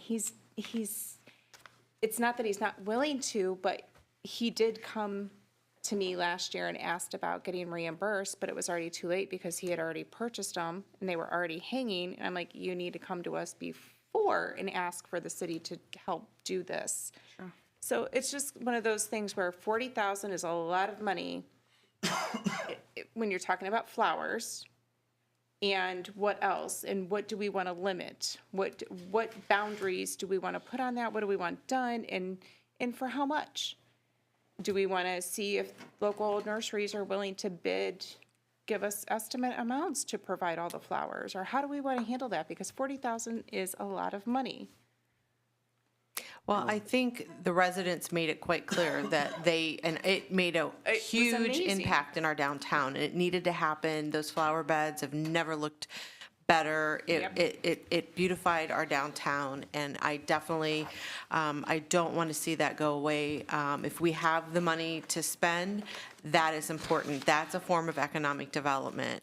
But does it need to be $40,000? I don't know the price of plants, you know, I don't know how expensive it is. Bids? Do we want someone to come in, a couple companies to come in and say, yeah, we'll plant the flowers and do the baskets? This is just an allocation, by the way. It doesn't mean we have to spend it Spend that for money. it. Right. Right. The other, I thought the main concern was that we were taking 20 out of the JED, Mm-hmm. and whether that was the appropriate amount of 20 out of The economic general. development that we got for the No, CIC. we weren't using CIC. It was 20 coming out of the JED and It's 20 not- coming it's- out yeah, It's of, out of the JED funds. the that come general. in, not the CIC money. Just the 20,000? yeah.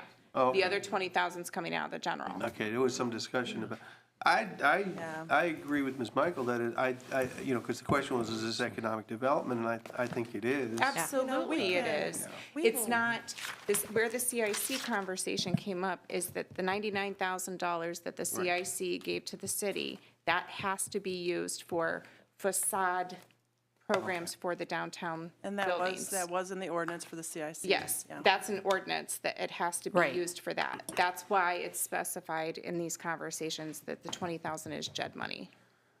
And I understand that. I'd like to say that I'm okay with appropriating the $40,000 for that in the budget. I know our administration's going to be diligent about making sure we're spending the money wisely. We're not just going to spend the 40,000. Can we make sure that we include the flower baskets? Yeah, absolutely. If you Yeah, I give me mean, the if you 40,000, guys I'll have do it. requests and we'll, you know, we I'll do it. certainly will take it. Just for you, Cheryl. I'll do it. Yeah. Thanks. So then are we, And the banners and stuff are paid for by, like, when the veterans' families veterans request pay for their them. families. There are, I asked this question earlier, there are about 40 banners that aren't filled by Veterans Banners that we are gonna. Well, let's, if we get a So- flyer or something together to put out, I'll gladly market it out to the $75. residents that They're are expensive. veterans. They are. That are not up here. I have so one. are we good then with, does anyone else have any questions on the So budget? are we good with it, not good? Are we good with moving it? Yeah, forward that's without fine. the 30,000 for the fence piece? That was the other. We're taking out We're going to that table the 30,000. 30,000 fence piece to get an opinion from the law director. All right, I'm moving that forward too. And there's no management update. I'm going to call my meeting to order at 8:50 PM. Thanks. 8:50 PM, I'm calling the Community and Economic Development Committee to order, and I promise this is going to be short and quick. This is a loan modification for the Ravenna 7 movie theater. When the initial loan was put in place, there was a requirement from the state that it needed to be renegotiated at year 7. The current loan is the payment percentage is based on profit. There is no profit. The Barberton Movie Theater is basically debt-free, Ravenna is debt-heavy, and Barberton is paying for Ravenna. There is no profit coming into Ravenna, but it is making it, and movie theaters typically don't have a profit. It's just the nature of the beast. So the loan modification is to bring their current loan in with alignment of the rest of the economic development loans that the city has and that they administer, which are 0% interest, no payments due upon sale or transfer of title. So basically, it takes that percentage of the monthly profit required to make a payment that they can't because there is no profit, and bringing it to no payments, no interest, due upon sale or transfer of loan, which is how the rest of the economic development loans in this program are ran. Questions, Mr. Calfee? This is new information to me that the Ravenna 7 is not making a profit. It's been that way since they went into existence. COVID, That was not what, on some past reports that we've heard, that they were making a Tammy, you profit. get the financials. I have not seen anything where they're making a profit on I was anything. going to say, yeah, they're not They've always. never made a profit. Still not. From No, 2020, COVID knocked them completely below the service. They were, I mean, they were knocked out for quite a while. And they're really just starting to pick up business again. And it's the nature of the beast, honestly, on movie theaters in general. We knew this was going to happen. Yeah, neighborhood development's running both of them together, and Barberton's associated with them, so I understood that. It's just, I mean, most We're of not ticket doing our prices part go yet. towards licensing for the movies and stuff, and concessions are where they cover their Yeah. OpEx, so. So, and this isn't really a change in the sense that when we provided them the RLF loan, the state wanted to include that provision about interest being associated with profit. Like Ms. Wood said, we typically don't charge the interest anyway. So we had to wait till the 7 years were up to renegotiate to put it in line with the others. So this is really just housekeeping, you know? It would be nice if they made money. Right? Not gonna happen, I don't think. So move it forward. I'm okay to move it forward. On that note, I'm adjourning at 8:53. Have a good night. Amy's meeting was still shorter than yours. I'm for a change.